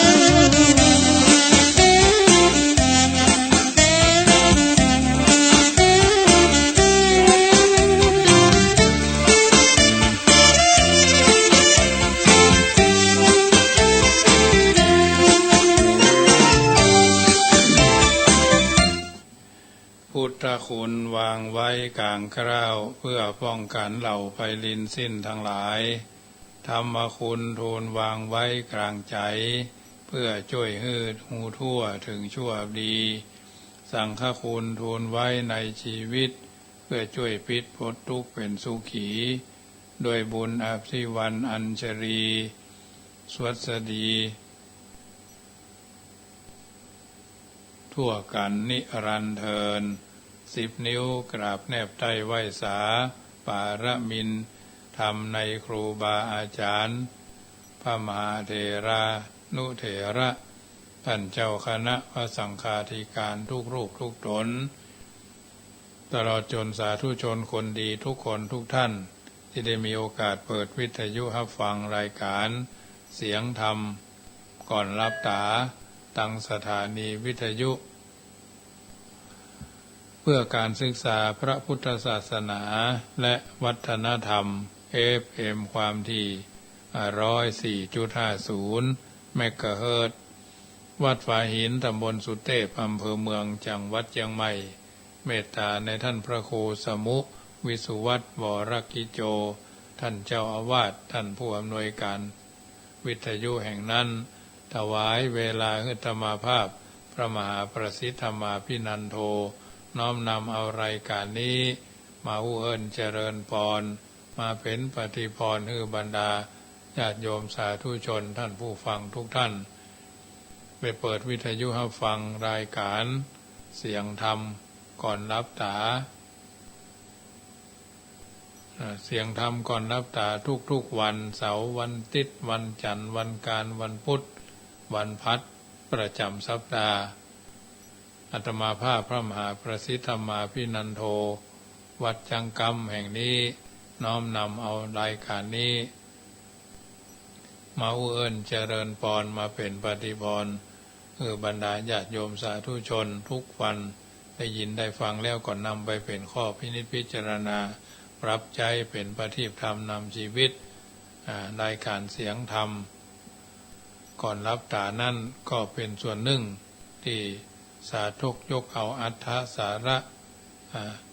มาอุเอิญเจริญพรให้บรรดาญาติโยมได้ยินได้ฟังทั้งนี้ทั้งนั้นอย่างน้อยๆก็เป็นการตอบบุญแทนคุณเข้าน้ำโดยกันรยาณจิตกับบรรดาญาติโยมที่ฟังกันอยู่เป็นประจำสิ่งใดสิ่งหนึ่งที่ตอบบุญแทนคุณศรัทธาญาติโยมได้ก็มอบเป็นปฏิพรกับทุกคนอยู่เป็นประจำอยู่แล้วธรรมะอันเป็นคำสอน 84,000 พระธรรมขันธ์นั้นรังสรรค์เลือกสรรเอาสิ่งที่ดีญาติโยมได้ยินได้ฟังแล้วก็พินิจพิจารณาปรับใจเดินทางชีวิตโดยมีหลักธรรมในทางพระพุทธศาสนาเป็นแผนที่เดินทางให้ถึงจุดประสงค์และเป้าหมายดังวาดดังหวังเอาไว้เบื้องต้นนี้พร้อมแล้วก็จะได้นำพาญาติโยมกราบพระไหว้พระเป็นลำดับไปเน้อกราบหนึ่งกราบสองกราบสามกราบสี่กราบห้าอะระหังสัมมาสัมพุทโธภะคะวาพุทธังภะคะวันตังอภิวาเทมิกราบสวากาโตภะคะวตาธัมโมธัมมังนามัสสามิกราบสุปฏิปันโนภะคะวะโตสาวกสังโฆสังฆังนามามิกราบมาตาปิตุคุณังอหังวันตามิกราบคุณูปการีวันตามิกราบกราบพระพุทธกราบพระธรรมกราบพระสงฆ์กราบระลึกถึงคุณพ่อคุณแม่กราบระลึกถึงคุณของครูบาอาจารย์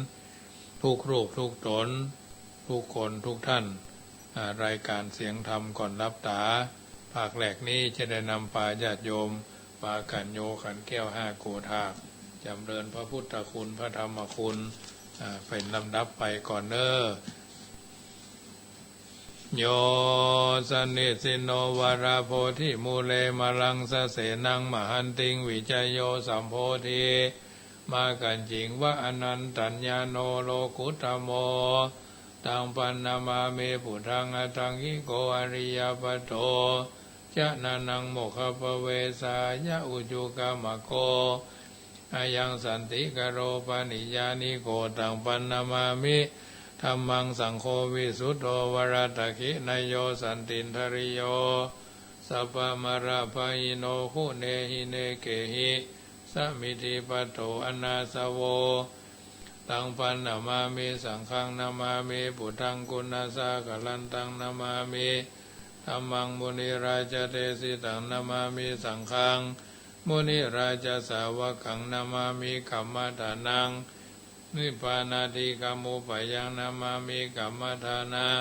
ตายกาจริยาสังคเตสุปัญจรัตเนสุอติเตวาปัจจุปเนวาอวิวายะทิวาราหูวากายเยนวาวาจายะวามนัสสาวาปะมาตานาการวามการิมหาเตมายังอัจจยองอัจจยโตปฏิคันหันโตขมันโตสัพพังโตสัจติงสังวริสามานาภูเนวังกริสามาสันจิจโตสังสันจิจโตสังสัพพังโตสังขมันตุโนนะโม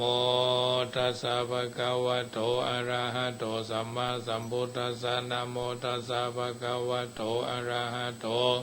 สัมมาสัมพุทธัสสะนะโมตัสสะภะคะวะโตอะระหะโตสัมมาสัมพุทธัสสะพุทธังสรณังกัจฉามิธัมมังสรณังกัจฉามิสังฆังสรณังกัจฉามิทุติยัมปิพุทธังสรณังกัจฉามิทุติยัมปิธัมมังสรณังกัจฉามิทุติยัมปิสังฆังสรณังกัจฉามิตติยัมปิพุทธังสรณังกัจฉามิตติยัมปิธัมมังสรณังกัจฉามิตติยัมปิสังฆังสรณังกัจฉามิสรณกัมมนังพุทโธสัพพัญญุตยานโนธัมโมโรกุตโรนวาสังโฆมะคะปะระโตจาอิเจตังรัตนะตยังเอตัสสะอนุภาเวนะสัพพะอันตรายโยวินาสันตุโนนะโมเมสัพพะพุทธานังตัวติงสาวาระกะโนตันหังกโรมหาวิโรเมตังกโรมหายาโสสารนังกโรโรกาหิโตติปังกโลยุตินทโลโกนดัญโยจนะปะโมโคมังกโลปุริสาสะโพสุมโนสุมโนติโลเลวะโตรติวัฒโนโสภิโตคุณาสัมปันโนอโนมาตสีจนุธรรมโมปทุโมโรกปัจโจโตนารโตวรสารติปทุมุตโรสัตตสาโลสุเมโทอากาปุกโลสุจโตสัพพโลกโกปิยตัสสีนาราสโพอัตตัสสีกรุณิโกธรรมตัสสีธัมโมนุโทสิตโตอาสะโมโรเกติโสจวัตตังวโรปุโสจปวโรพุทโธวิปัสสิจาอนุปโมสิกิสัพพะหิโตสัทธาเวสะภูสุขตายะโกกะกุสันโทสัทธาวะโหโกนากะมโนรนัญจโหกัสสะโพสิริสัมปันโนโกธัมโมสกกัญญาปุงคโวอัตถวิสติสังคตาอิเมพุทธามหิติกากรุณาคุณาสัมปันนาสัพพโรกาภิปูจิตวาเอเตตัสสะปะราพุทธาอุตตมากาปุกาลาเตปิสังฆคุณาอสุปิติยามาตัมปะตาเอเตพุทธาติตาจามังกลาอุติสัพพตาตวิสติเมพุทเทหังวันตามิสัพพตาเตสังญาเนนะสีเลนะขันติเมตตาปเรนะจเตปิโนอนุรักขันตุอโรกเยนะสุเขนะจาอัตวิสติเมพุทเทโยนโรสารนังกโตกัปปานิสัทธาสหัสสานิทุกขติงโสนกัจฉันติอัตวิสติพุทธปริตังยันตุนิมิตังอวะมังกรัญจโยจามนาโภสกุณาสัสสะโตปะปะกะโหตุสุปินังอากันตังพุทธานุภาเวนะวินาสเมนตุยันตุเนมิตังอวะมังกรัญจโยจามนาโภสกุณาสัสสะโตปะปะกะโหตุสุปินังอากันตังธรรมานุภาเวนะวินาสเมนตุยันตุเนมิตังอวะมังกรัญจโยจามนาโภสกุณาสัสสะโตปะปะกะโหตุสุปินังอากันตังสังฆานุภาเวนะวินาสเมนตุติปิโสภะคะวะตานะปารเมสัมปันโนตนะอุปปารมีสัมปันโนตนะปรมัตถปารมีสัมปันโนเมตตาไมตรีกรุณามุทิตาอุเบกขาปารมีสัมปันโนอิติปิโสภะคะวะศีลาปารมีสัมปันโนศีลาอุปปารมีสัมปันโนศีลาปรมัตถปารมีสัมปันโนเมตตาไมตรีกรุณามุทิตาอุเบกขาปารมีสัมปันโนอิติปิโสภะคะวะเนกขัมมะปารมีสัมปันโนเนกขัมมะอุปปารมีสัมปันโน เนกขมาปารามัตถปารมีสัมปันโนเมตตาไมตรีกรุณามุทิตาอุเบกขาปารมีสัมปันโนทิปิโสภควาปัญญาปารมีสัมปันโนปัญญาอุปาปารมีสัมปันโนปัญญาปรามัตถปารมีสัมปันโนเมตตาไมตรีกรุณามุทิตาอุเบกขาปารมีสัมปันโนอิติปิโสภควาวิริยะปารมีสัมปันโนวิริยะอุปาปารมีสัมปันโนวิริยะปรามัตถปารมีสัมปันโนเมตตาไมตรีกรุณามุทิตาอุเบกขาปารมีสัมปันโนอิติปิโสภควะขันติปารมีสัมปันโนขันติอุปปารมีสัมปันโนขันติปรามัตถปารมีสัมปันโนเมตตาไมตรีกรุณามุทิตาอุเบกขาปารมีสัมปันโนอิติปิโสภควะสัจจะปารมีสัมปันโนสัจจะอุปปารมีสัมปันโนสัจจะปารามัตถปารมีสัมปันโนเมตตาไมตรีกรุณามุทิตาอุเบกขาปารมีสัมปันโนอิติปิโสภควาอธิฐานะปารมีสัมปันโนอธิฐานะอุปปารมีสัมปันโนอุเบกขาปารมอธิฐานะปารามัตถปารมีสัมปันโนเมตตาไมตรีกรุณามุทิตาอุเบกขาปารมีสัมปันโนอิติปิโสภควาเมตตาปารมีสัมปันโนเมตตาอุปาปารมีสัมปันโนเมตตาปรามัตถปารมีสัมปันโนเมตตาไมตรีกรุณามุทิตาอุเบกขาปารมีสัมปันโนอิติปิโสภควาทัสสะปารมีสัมปันโนทัสสะอุปาปารมีสัมปันโนสัจจะทัสสะปรามัตถปารมีสัมปันโนเมตตาไมตรีกรุณามุทิตาอุเบกขาปารมีสัมปันโนโสภควาอิติปิเอวัมเมสุตังเอกังสมัยยังภควาสาวัตถิยังวิหารติเจตวันเนอนาถาบินดิกัสสะอารเมตระโขภควาภิกขุอมันเตสีภิกขโวติภทันเตติเตภิกขุภควาโตปัจจโสสุภควาเอตตะโวจาเมตตายาภิกขเวเจโตวิมุตติยาเสวิตายาภาวิตายาพหุริกตายายานิกตายาวัตุกตายาอนุติตายาปริจิตายาสุสมารตายาเอกาทัสสานิสังสาปฏิกังคากัตเมเอกาทัสสาสุขังสุปฏิสุขังปฏิปุจจตินาปาปะกังสุปินังปัสสติมนุสนังพิโยโหติอามนุสนังพิโยโหติเทวตารคันตินาสาคิวาวิสังวาสัทธังวากามาติตุวะทังจิตังสมาธิยติมุขวันโนวิปัสสิตติอาสัมมุระโหการังกโรติอุตริงอปติวิจันโตปมโรกูปโคโหติเมตตายาภิกขเวเจโตวิมุตติยาเสวิตายาภาวิตายาภาหุริกตายายานิกตายาวัตุกตายาอนุติตายาปริจิตายาสุสมารทายาอิเมกาทัสสานิสังสาปฏิกังคติอิตามะโวจาภควาอัตถมนาเตภิกขุภควโตภาสิตังอภินันโทนเตสวันโตสวันโตปะปัญญาปารมี30ทัสสวาทุปะปัญญาปารมีวัดแวดล้อมวิริยะปารมีอ้อมระวังดีศีลปารมีบังหอกบังดาบเมตตาปารมีผ่าแป้ตั้งผืนตาหน้าปารมีฮือเป็นผืนดังต่ออุเบกขาปารมีฮือก่อเป็นเวียงสัจจะปารมีแวดระวังดีเป็นไม้ไตคันตีปารมีกายเป็นหอกเป็นดาบบังหน้าไม้และผืนไฟอธิตาหน้าปารมีผันดาไปทุกแห่งแข็งแข็งแห้งแห้งป่าฝูงหมู่มารผีสางพายเพศทุกตะเวปบที่ปังไปหนีนั่งทรณีอัศจรรย์โสสะเหมือนฝันอยู่ข้างน้ำนาตีนองกวางดอกกวางแตกที่ฟองระนองระนอกกลายเป็นเขาตอกดอกไม้ถวายบูชา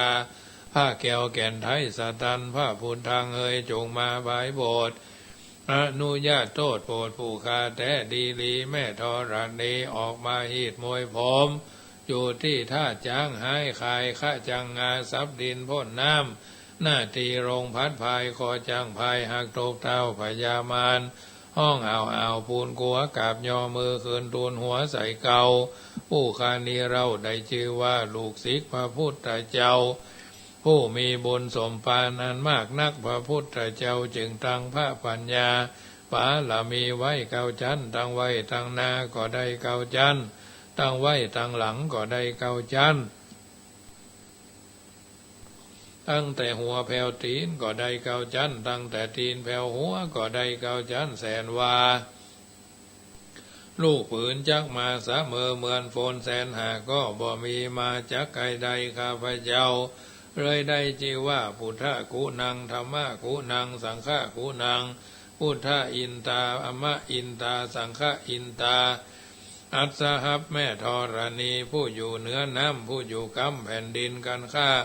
ได้ระลึกคือถึงหาคุณพ่อคุณแม่คุณครูบาอาจารย์คุณพระแก้วเจ้าทั้งสามประการคือคุณพระพุทธคุณพระธรรมคุณพระสงฆ์คุณแดดคุณฝนคุณน้ำคุณลมคุณไฟคุณกุศลเจ้าก็ดีคุณนางอุตราเจ้าก็ดีคุณพระปัจเจกเจ้าก็ดีคุณพระตนเมตตาภาวนาเจ้าก็ดีคุณแม่ธรณีเจ้าก็ดีคุณจงมาสัมพิทักษ์รักษาคุ้มครองตั้งกำนาและกำลังยังตนตัวแห่งผู้ฆ่าตั้งแต่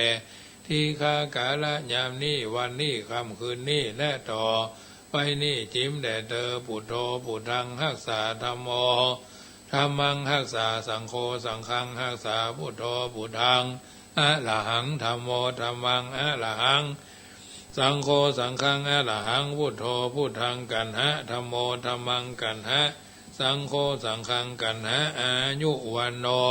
สุขังภะลังอิมินาปุญญาตาเนนะด้วยบุญทานทั้งหลาย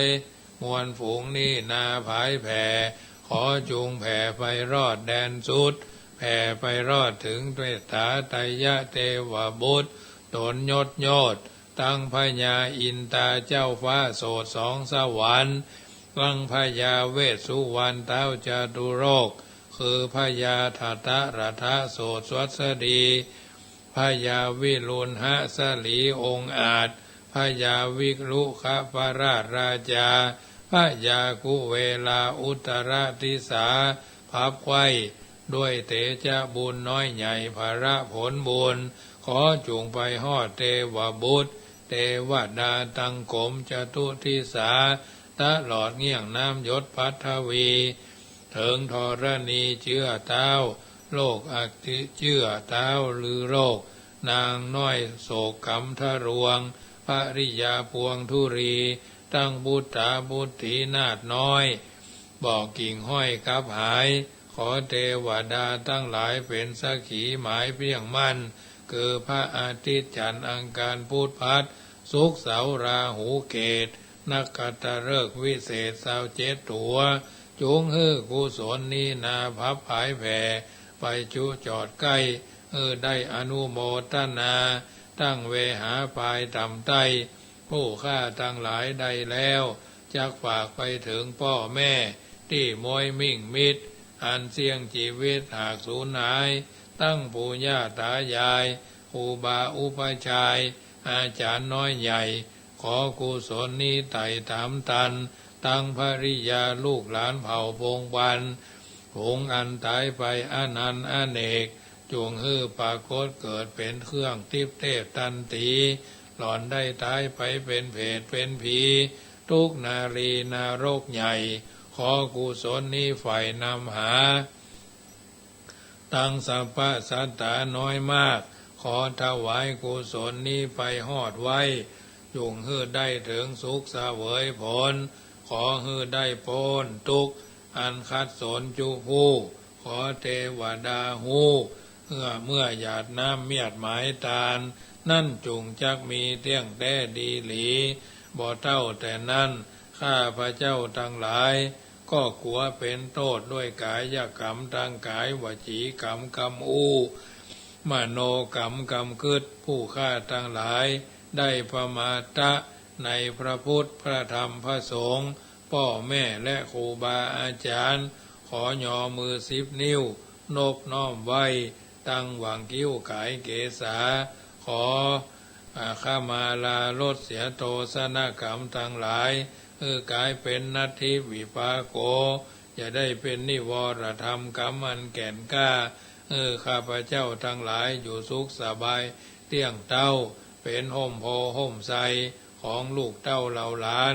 เป็นที่เคารพนบนอบของกัลยาณมิตรผู้มีจิตอันเป็นกุศลทุกผู้เผ่าพันธุ์ด้วยบาทพระบาลีว่าอาจโยโนบันเตอาจกมายะตาปะเลยะตาโมนะเหยะตาอากุสะเลเยมะยังพุทธธัมมาสังฆาสังฆเตสุตัตเนสุอาทิเทวะปัจจุปเนวะอวิวายะทิวาระโหวากาเยนะวาวาจายะวามะนาสาวาสุตินังสัพพังโตสังขามานตุโนเอาละญาติโยมท่านผู้ฟังทั้งหลายน้ำทำคำสอนจากรายการเสียงธรรมก่อนรับตาประจำเมื่อค่ำยามคืนของวันอาทิตย์ที่20หรือ20ก็มาจุจอดลอดถึงการธรรมกถาธรรมบรรยายเอาท่านทั้งหลายนำไปพิจารณาปรับใจเดินทางชีวิตโดยมีหลักธรรม เป็นเครื่องประคับประคองตัวเฮาตนเฮาท่านทั้งหลายอยู่สุขสบายกันทั่วหน้าค่ำแรงของวันนี้ก็เช่นเดียวกันเหมือนกับทุกๆวันที่เราเดินทางชีวิตมาถึงวันนี้หลายที่หลายต่างหลายแห่งหลายหนวันนี้ก็จะเรื่องวัดกับบ้านผู้หญิงกับผู้ชายอุบาสกอุบาสิกากับพระสงฆ์ไปตามลำดับวัดกับบ้านย่อมมีความสัมพันธ์ใกล้ชิดอย่างชนิดที่เรียกว่ายากที่จะแยกจากกันไม่ใช่เหมือนปลาท่องโกเพราะปลาท่องโกมันเป็นของกินเพราะเขาต้องทอดเป็นคู่ถ้าขายเดี่ยวมันได้กำไรน้อยขายคู่มันยังแควนน้อยทางนี้โดยหลักการแห่งพระพุทธเจ้าทรงมุ่งให้เฮาท่านทั้งสองฝ่ายมีความเอื้อเฟื้อเกื้อกูลเอื้ออาทรกันโดยฐานะดังจะหันได้จากอุดมการณ์ในการประกาศพระศาสนาครั้งที่ทรงสาวกไปประกาศพระศาสนาครั้งแรกว่าเราได้พ้นแล้วจากบ่วงอันเป็นของทิพย์และของมนุษย์แม้พวกเธอก็เช่นเดียวกันพวกเธอจงเที่ยวไปในชนบทใกล้ไกลเพื่อประโยชน์เกื้อกูลเพื่อความสุขเพื่ออนุเคราะห์ศรัทธาประชาชนพลโลกนับได้ว่าเป็นหน้าที่โดยตรงของพระสงฆ์ในการช่วยเหลือประชาชนให้ได้รับประโยชน์ให้ได้รับความสุขมีปัญหาให้ชวนคิดจะได้ช่วยกันอย่างใดจึงจักบรรลุถึงเป้าหมายแห่งอุดมการณ์นั้นเพราะบ่ใช่เป็นเครื่องง่ายนักในการที่จะชี้ชวนชักชวนเชิญชวนแนะฮือทำนำฮือคิดสาธิตคือนำไปประพฤติปฏิบัติคือเขาเดินทางตามที่เพ่วถางไว้ซึ่งแน่ละความหวาดระแวงความไม่มั่นใจย่อมเกิดขึ้นแก่บุคคลเป็นของธรรมดาอันเนื่องมาจากความกลัวภัยอย่างหนึ่งความไม่แน่ใจว่าบรรดาความสุขได้แท้จริงอย่างหนึ่งมีหลักธรรมอยู่อย่างหนึ่งว่าการจะช่วยเหลือภัยนั้นอันดับแรกผู้ช่วยเหลือเองจะต้องมั่นใจแน่ใจว่าตนเองช่วยเหลือเองได้ช่วยเหลือตัวเองได้แล้วในข้อนี้จะหันได้จากอุดมการณ์ที่ตรัสไว้ในการส่งสาวกไปประกาศพระศาสนาครั้งแรกนั้นว่าเราพ้นแล้วจากบ่วงทั้งที่เป็นของทิพย์และของมนุษย์แม้เธอทั้งหลายก็เช่นกันในลักษณะการอย่างนี้เท่ากับเป็นการสร้างความมั่นใจเกิดแก่ผู้ที่จะช่วยเหลือว่าหูดีได้ทำได้จริงนับเป็นการสร้างขวัญและกำลังใจอย่างพิเศษ และเมื่อพระภิกษุส่งไปในถิ่นฐานใดประชาชนในถิ่นนั้น ได้รับประโยชน์ได้รับความสุขนี้เป็นเครื่องชี้จุดหมายแถมอย่างหนึ่งว่าพระอยู่ในที่ใดประชาชนมีแต่ได้กับได้และในบรรดาการได้สรรพสิ่งในโลกสิ่งใดเป็นประโยชน์อำนวยความสุขให้แก่ตนสิ่งนั้นนับเป็นยอดปรารถนาของคนทุกคนทั้งประโยชน์และความสุขนี้เป็นสิ่งที่พระท่านมอบให้ประชาชนการเข้าไปสร้างความขัดแย้งก่อความบาดหมางสร้างปัญหาให้แก่ชุมชนมาได้เป็นพุทธประสงค์ด้วยหลักคำสอนในเบื้องต้นนี้ประหนึ่งเป็นการตรัสบอกว่าพระต้องอยู่เป็นที่พึ่งของประชาชนอย่าทอดทิ้งประชาชนถ้ามีพุทธประสงค์ให้หลีกเล่นอยู่ตลอดเวลาก็คงบ่มีคำว่าเพื่อประโยชน์เพื่อความสุขเพื่ออนุเคราะห์และพระจริยวัตรต่างๆของพระพุทธเจ้าและวัตรบทวัตรปฏิปทาของพระสาวกจะหันได้ว่าดำเนินไปเพื่อประโยชน์สุขแก่ประชาชนทั้งนั้นในการดำรงชีพทรงตัดสอนให้ทำตัวให้เข้ากับชาวบ้านได้ให้อยู่กับชาวบ้านได้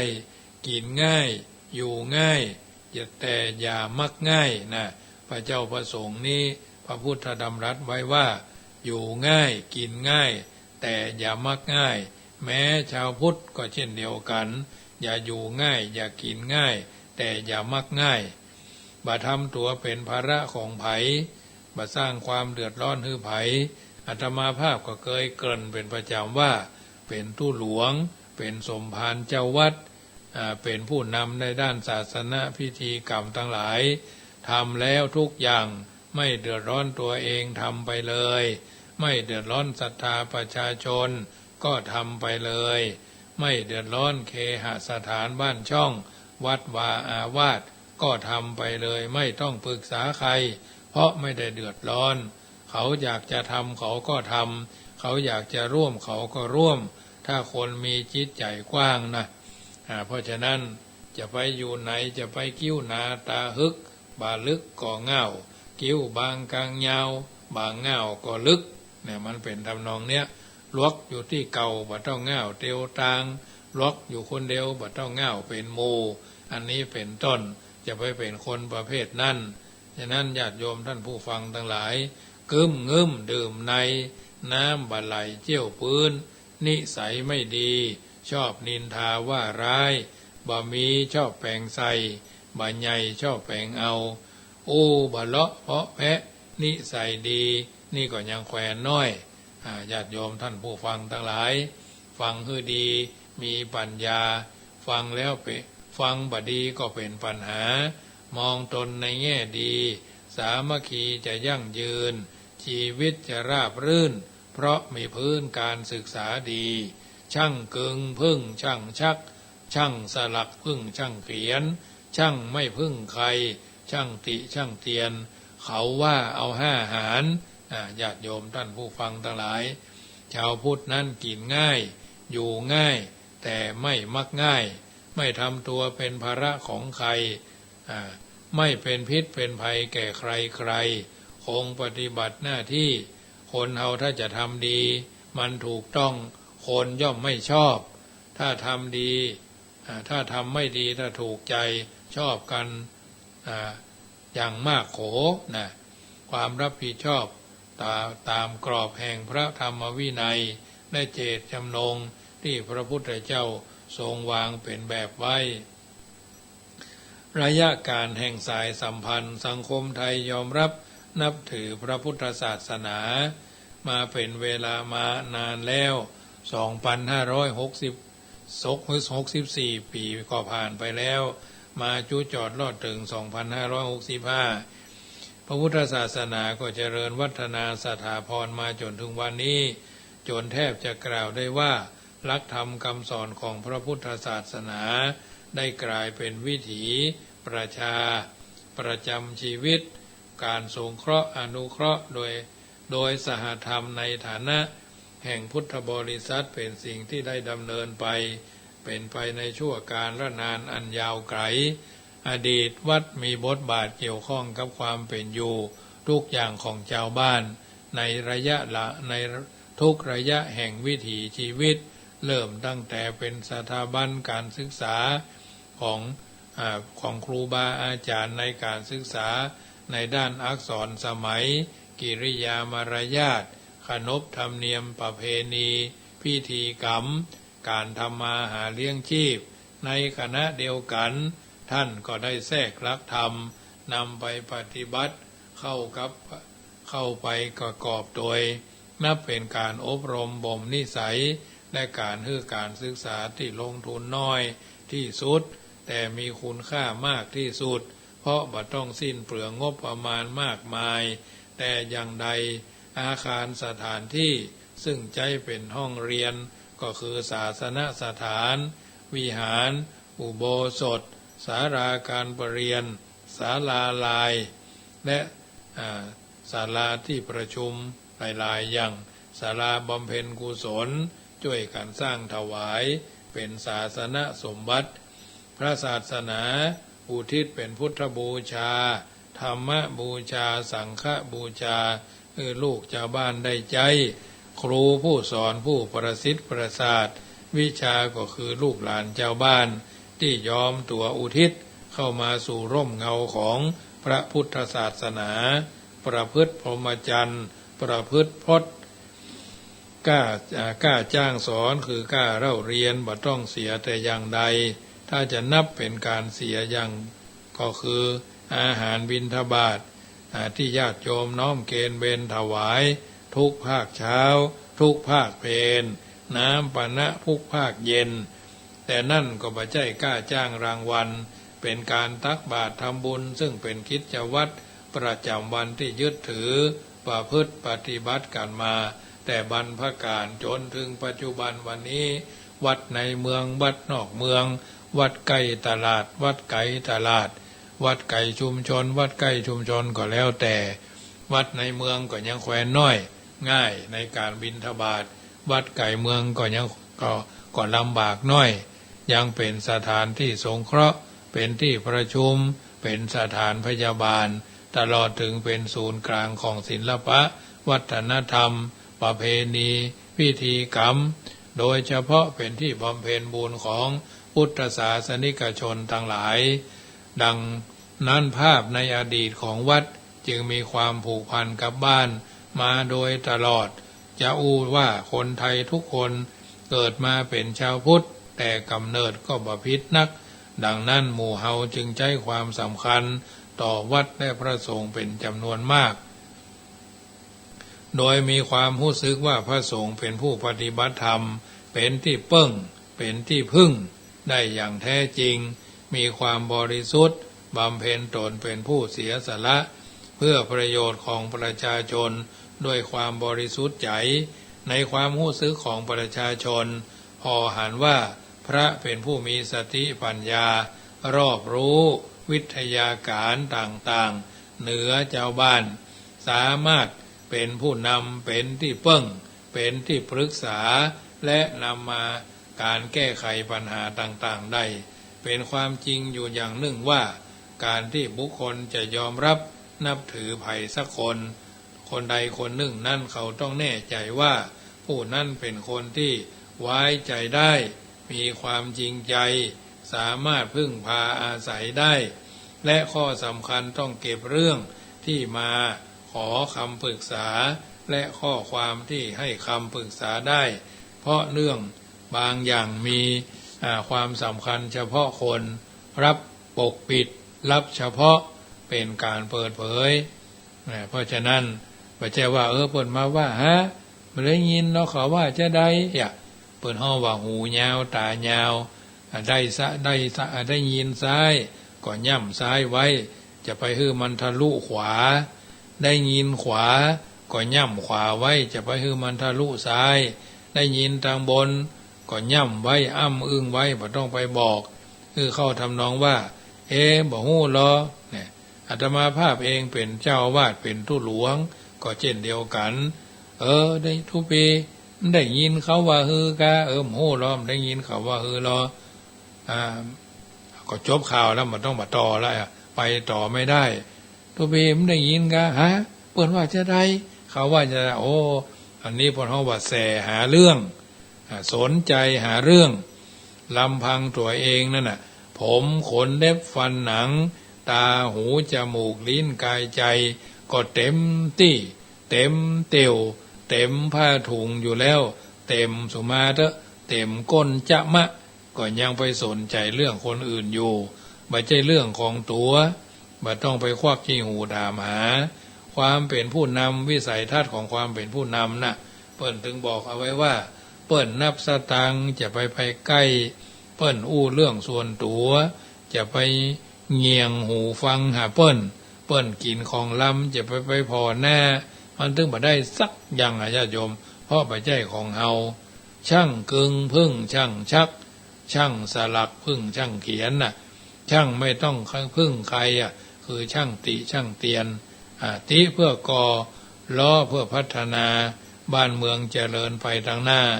ติเพื่อทำลายวุ่นวายบ่ฮู้จักจบมันก็ถึงบ่ฮู้จักจบอยู่วันยังค่ำอันนี้เป็นต้นญาติโยมมีฮือหันกันอยู่ทั่วไปว่าพระเข้าไปช่วยตัดสินแก้ปัญหาชี้ทางบรรเทาทุกข์ชี้สุขเกษมศาสตร์ให้เพราะฉะนั้นเจ้าอาวาสต้องเก่งบทต้องเก่งกฎเก่งเกณฑ์เก่งกฎบัตรกฎหมายบางกฎหมายมาตราไหน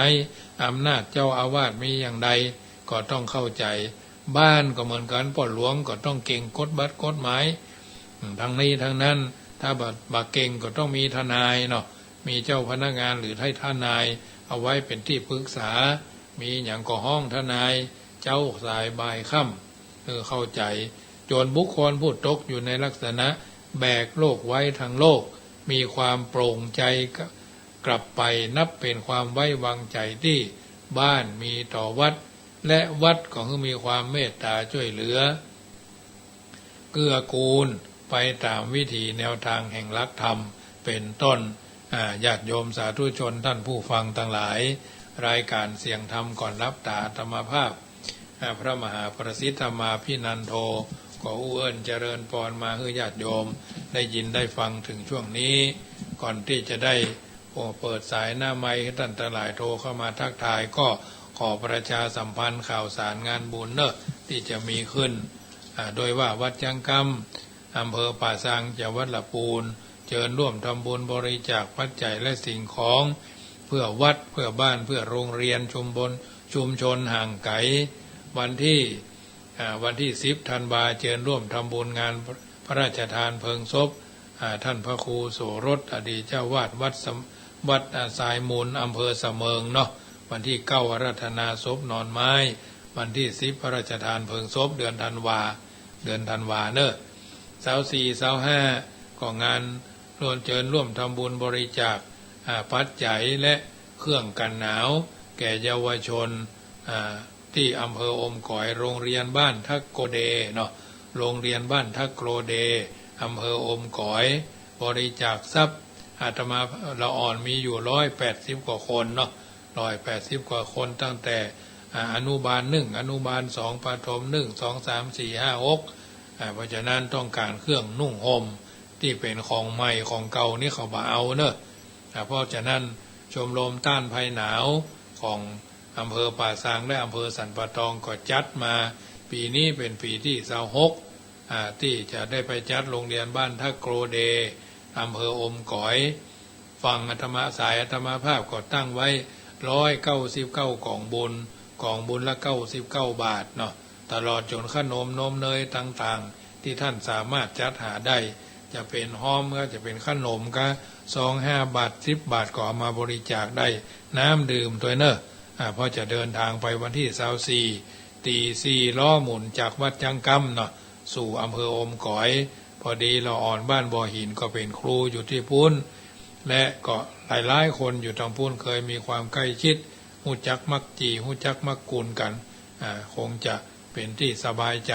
เปิ้นจัดมาเป็นปีที่26ก็จะได้ไปร่วมกับเปิ้นญาติโยมฟังรายการนี้ก็ร่วมบุญได้เนอะที่ธนาคารกรุงไทยสาขาแม่ทาเดิมหมายเลขบัญชีก็531 003 531-005-9903เนาะ531-005-9903อันนี้บริจาคเครื่องกันหนาวกองทุนร่วมกับชมรมต้านภัยหนาวแก่น้องๆหนูๆเยาวชนณโรงเรียนบ้านทักโกรเดอำเภออมก๋อยจังหวัดเชียงใหม่วันที่24-25ธันวาเนอะวันที่29ธันวาเจิญปู่จาเทียนนพเคราะห์สะเดาะเคราะห์เราะนามท่านที่มีอายุลงท้ายด้วย13579คืนวันที่29มีพิธีสวดนพเคราะห์บ่าย3 โมงเป็นต้นไปเทศนาธรรมมาลัยปฐมมาลัยเก้า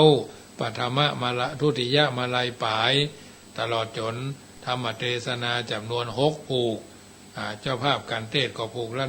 1,500 บาทหรือจะทำบูชาตามเจตนากองทุนละ99 บาทเหมือนกันการเทศการทำก็ปีหนึ่งก็ถวายครูบาสังฆะจำนวน21จุดละ 2,500 บาทอันนี้ก็เป็นกิจกรรมที่ต่อเนื่องกันมาทรงปีเถาะฮับปีทรงปีเสือฮับปีเถาะนะทรงเสือฮับกระต่ายเนอะปี55ฮับปี56วันที่30ก็มีการฟังพระธรรมเทศนาตั้งแต่ตี5เป็นต้นไปพี่น้องทางสารปีวันนี้พี่น้องทางห่างดงก็มารายชื่อรายนามย่ำได้เอามาประกาศเนอะโยมแม่โยมอุ้ยทั้งหลายมา10ป่ายแต่เจ้านะฮับปฏิทินไปคนชุดหอมปัจจัยกันคนเล็กคนน้อยเนาะสมัยนี้ยังที่เข้าใจนั่นเนาะแบงค์มนไปเมืองนอกแบงค์ม่วงไปห้างแบงค์แดงไปกัดนัดเขียวฟ้าชัดเข้าวัดเข้าวาโยมพ่อโยมแม่โยมพี่โยมป้าเปิ่นก็มากันโอ้ไข่หันเปิ่นก็มากันจัดหลายเปิ่นจะไปวัดโบสถ์น้ำดิบวัดโบสถ์น้ำดิบท่านพระครูปรัตนงเปิ่นก็ไปเรียนหนังสือโยมแม่เปิ่นก็ไม่ได้ไปสักกรรมทราบว่าไปกินข้าวที่บ้านพระวัดบาทถากผ้าเราคงจะไปวัดดอนน้อยเนาะแล้วก็คงจะไปแถมหลายวัดเนาะแต่มาภาพก่อนยินดีในตอนทับโยมพ่ออุ้ยแม่อุ้ยทั้งหลาย10 กว่าท่านด้วยกันเหมารถแดงมาเนาะโยมแม่จันติ๊บปากกล้วยสารปีไส้อัวก่อนลำเลยยังทำ2 คดโอ้ฉันละลำเนาะเอามานึ่งอย่างกำอย่างที่เพิ่นว่านึ่งแล้วก็ทอดเนาะทอดก็กับน้ำพริกตาแดงวอเตอร์ซินลี่เลสไอนะญาติโยมโอ้เป็นที่เราเมาเอาใจช่วงนี้นี่เขี้ยวบดีญาติโยมเหมยก็เลยกินอย่างที่มันแข็งก็บ่ได้อันนี้วันนี้ก็ต้มวันนี้ก็ทำกับข้าวเหมือนกันแต่ว่านี่ต่ำแล้วพี่เขือส้มพดมาแต่ไม่มาตอนไปต่ำพี่เขือส้มกับผักขี้เล็กนะผักขี้เล็กลวกบัดแตงเหี่ยน้อยผักนั้นผักนี้เหี่ยก็เป็นที่อร่อยตามที่มีความชอบเนาะตอนกลางวันนี่ก็ทำซุกี้คือเลี้ยงคือคนที่เปิดมาทำงานวัดก็ไปตามระบบของมันซื้อผักกาดขาวผักกำปืนเนาะต้มซุกี้คนกินยังแซวว่าโอ้ต้มผักกาดขาวกันละกินได้ก็กินไม่ได้ก็กินไม่ได้ก็คายขว้างเงี้ยเขาก็ว่าแยกกันเนาะก็เลยว่าไปตามนั้นวันพรุ่งนี้ก็ว่ากันแถมเรื่องนึ่งไปเป็นวันญาติโยมทำแล้วสบายใจอันใดมีก็ทำกันไปเพราะฉะนั้นมีโอกาสก็ร่วมด้วยช่วยกันภายจะบริจาคน้ำดื่มเนาะน้ำดื่มก็บริจาคได้วันที่30ธันวาก็เทศนาธรรมวันค่ำ31ก็สวดมนต์ข้ามปีสวดมนต์ข้ามพศมีกี่คนก็สวดกันไปนั่นนะญาติโยมวันที่1ก็สืบชะตาหลวงที่วัดจังกำญาติโยมก็มาร่วมทำบุญกันได้ทอดผ้าป่าก็เวลาประมาณเที่ยงวันนี่แหละได้ถ้าได้ก็ทอดไปตามนั้นนะญาติโยมได้น้อยก็ทอดน้อยได้นักก็ทอดในอาศัยว่าบุญเก่ากุศลเดิมก็คงจะไปดึงเอาท่านเศรษฐีใจบุญนายทุนใจดีต้องการเงินแถมประมาณ100,000 กว่าบาทมาบูรณะกุฏิสงฆ์ขึ้นมันแล้วทางนี้ท่านนั้นก็อาศัยญาติโยมและเทพบุตรเทวดาฟ้าหูฟ้าหันเทวบุตรเทวดาเทพาหักก็โดนจิตสกิจใจเอามหาชนในที่ทั้ง4มาร่วมกินร่วมทานกันโดยทั่วไปพี่น้องทางแม่พริกพี่น้องทางแจ้ห่มพี่น้องทางวังเหนือเมืองปานก็จะได้ไปร่วมก็จะได้ไปเอี่ยวหากันอยู่ตั้งขึ้นสีขาวเพื่อเดินทางไปอำเภอปางมะพร้าวและจังหวัดแม่ฮ่องสอน โดยท่านพระครูสาธุกิจจันนันท์ก็หันมีในเฟซตุรุงยองเนาะท่านมหาสมชาติท่านครูบาอาจารย์ท่านเจ้าหลายรูปไปกินไปทานก็อนุโมทนา10 นิ้วตั้งวางคิ้วไก่เกษาขอไหว้สาบารมีธรรมโยมแม่ชีกันที่นีเนาะโยมสีดาคนงามก็หันในเฟซในไลน์ไปกันอย่างม่วนโยมแม่จิรพันธ์โมป้อเนาะก็ไปกันพ่อครูดิเรกแม่นำเพิ่นก็ไปกันหันกันนักหลายผู้หลายคนก็สิ่งใดดีก็อนุโมทนาเนาะไปแล้วสบายใจพลิกแล้วสบายใจเดินทางยึงถึงขึ้นเหนือล่องใต้อยู่รอดปลอดภัยก็ถือว่าเป็นสะพานบุญบุญกินบุญทานอยู่ที่ไหนก็ทำได้ทำแล้วเกิดความสบายใจก็ทำกันไปเถอะเพราะฉะนั้นอนุโมทนาเนอะวันที่1สืบชะตากันโดยทั่วไปเพราะฉะนั้นญาติโยมสาธุชนท่านผู้ฟังทั้งหลายได้ยินได้ฟังรายการนี้ก็น้อมเอิญเจริญพรโทรศัพท์ทักทายกันได้เนอะ06154765390615476539โทรมาฮื้อกำลังใจโทรมาร่วมทำบุญอื่นๆก็สามารถโทรศัพท์ทักทายกันมาได้มาได้โทรก็บ่เป็นอย่างเนาะทางนี้ท่านนั้นก็ถือว่าเป็นกำลังใจบางท่านก็เป็นพลังเงียบแม่สีทรฟังเข้าใจดีเนาะ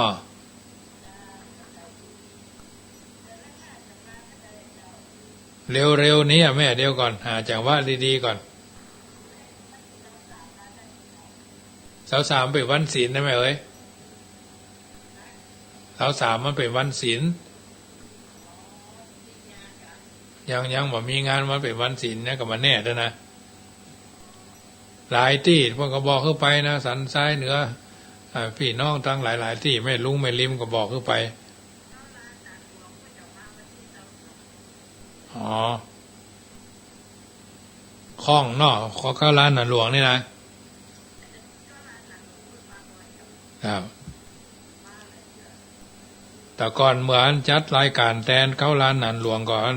กัลยาณมิตรแฟนครับก็โทรมาจัดหลายพอเข้าร้านหลวงมาหายซับครับวันนี้นะ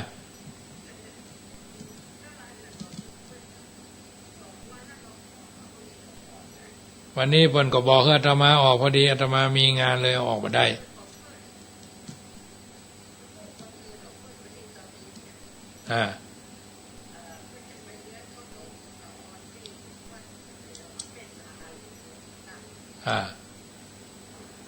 อนุโมทนาแม่สีทรเนอเจ้าเจริญพรยายพรร้องบัวแดง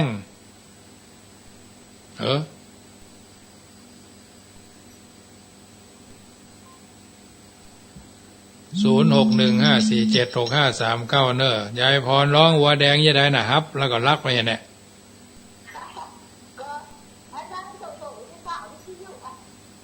วิทยุตัวมันบัดชัดนี่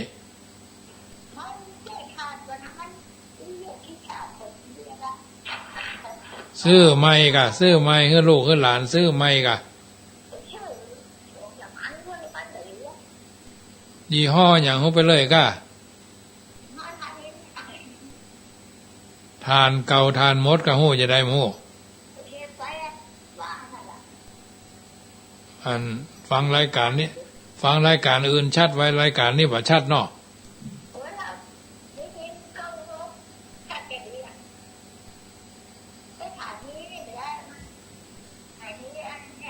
104บ้านยายพรอยู่หลังดอยกลางก่อน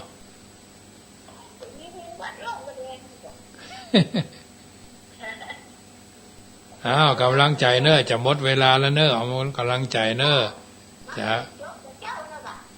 เจ้ากำลังทางเพศบ่มีเลยโยมแม่เดือนฉาย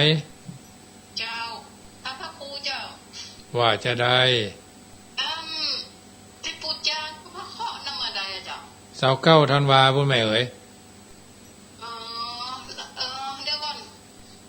ไปว่าอันมาอีจะไปถามว่าถ้าพระครูมันมี3 เล่มมันสืบชะตาแล้วก็รับโจกมีกูเจ้า สะเดาะเคราะห์สืบชะตาฮับโจกนะกะ อ๋อ ชุดละ3 เล่ม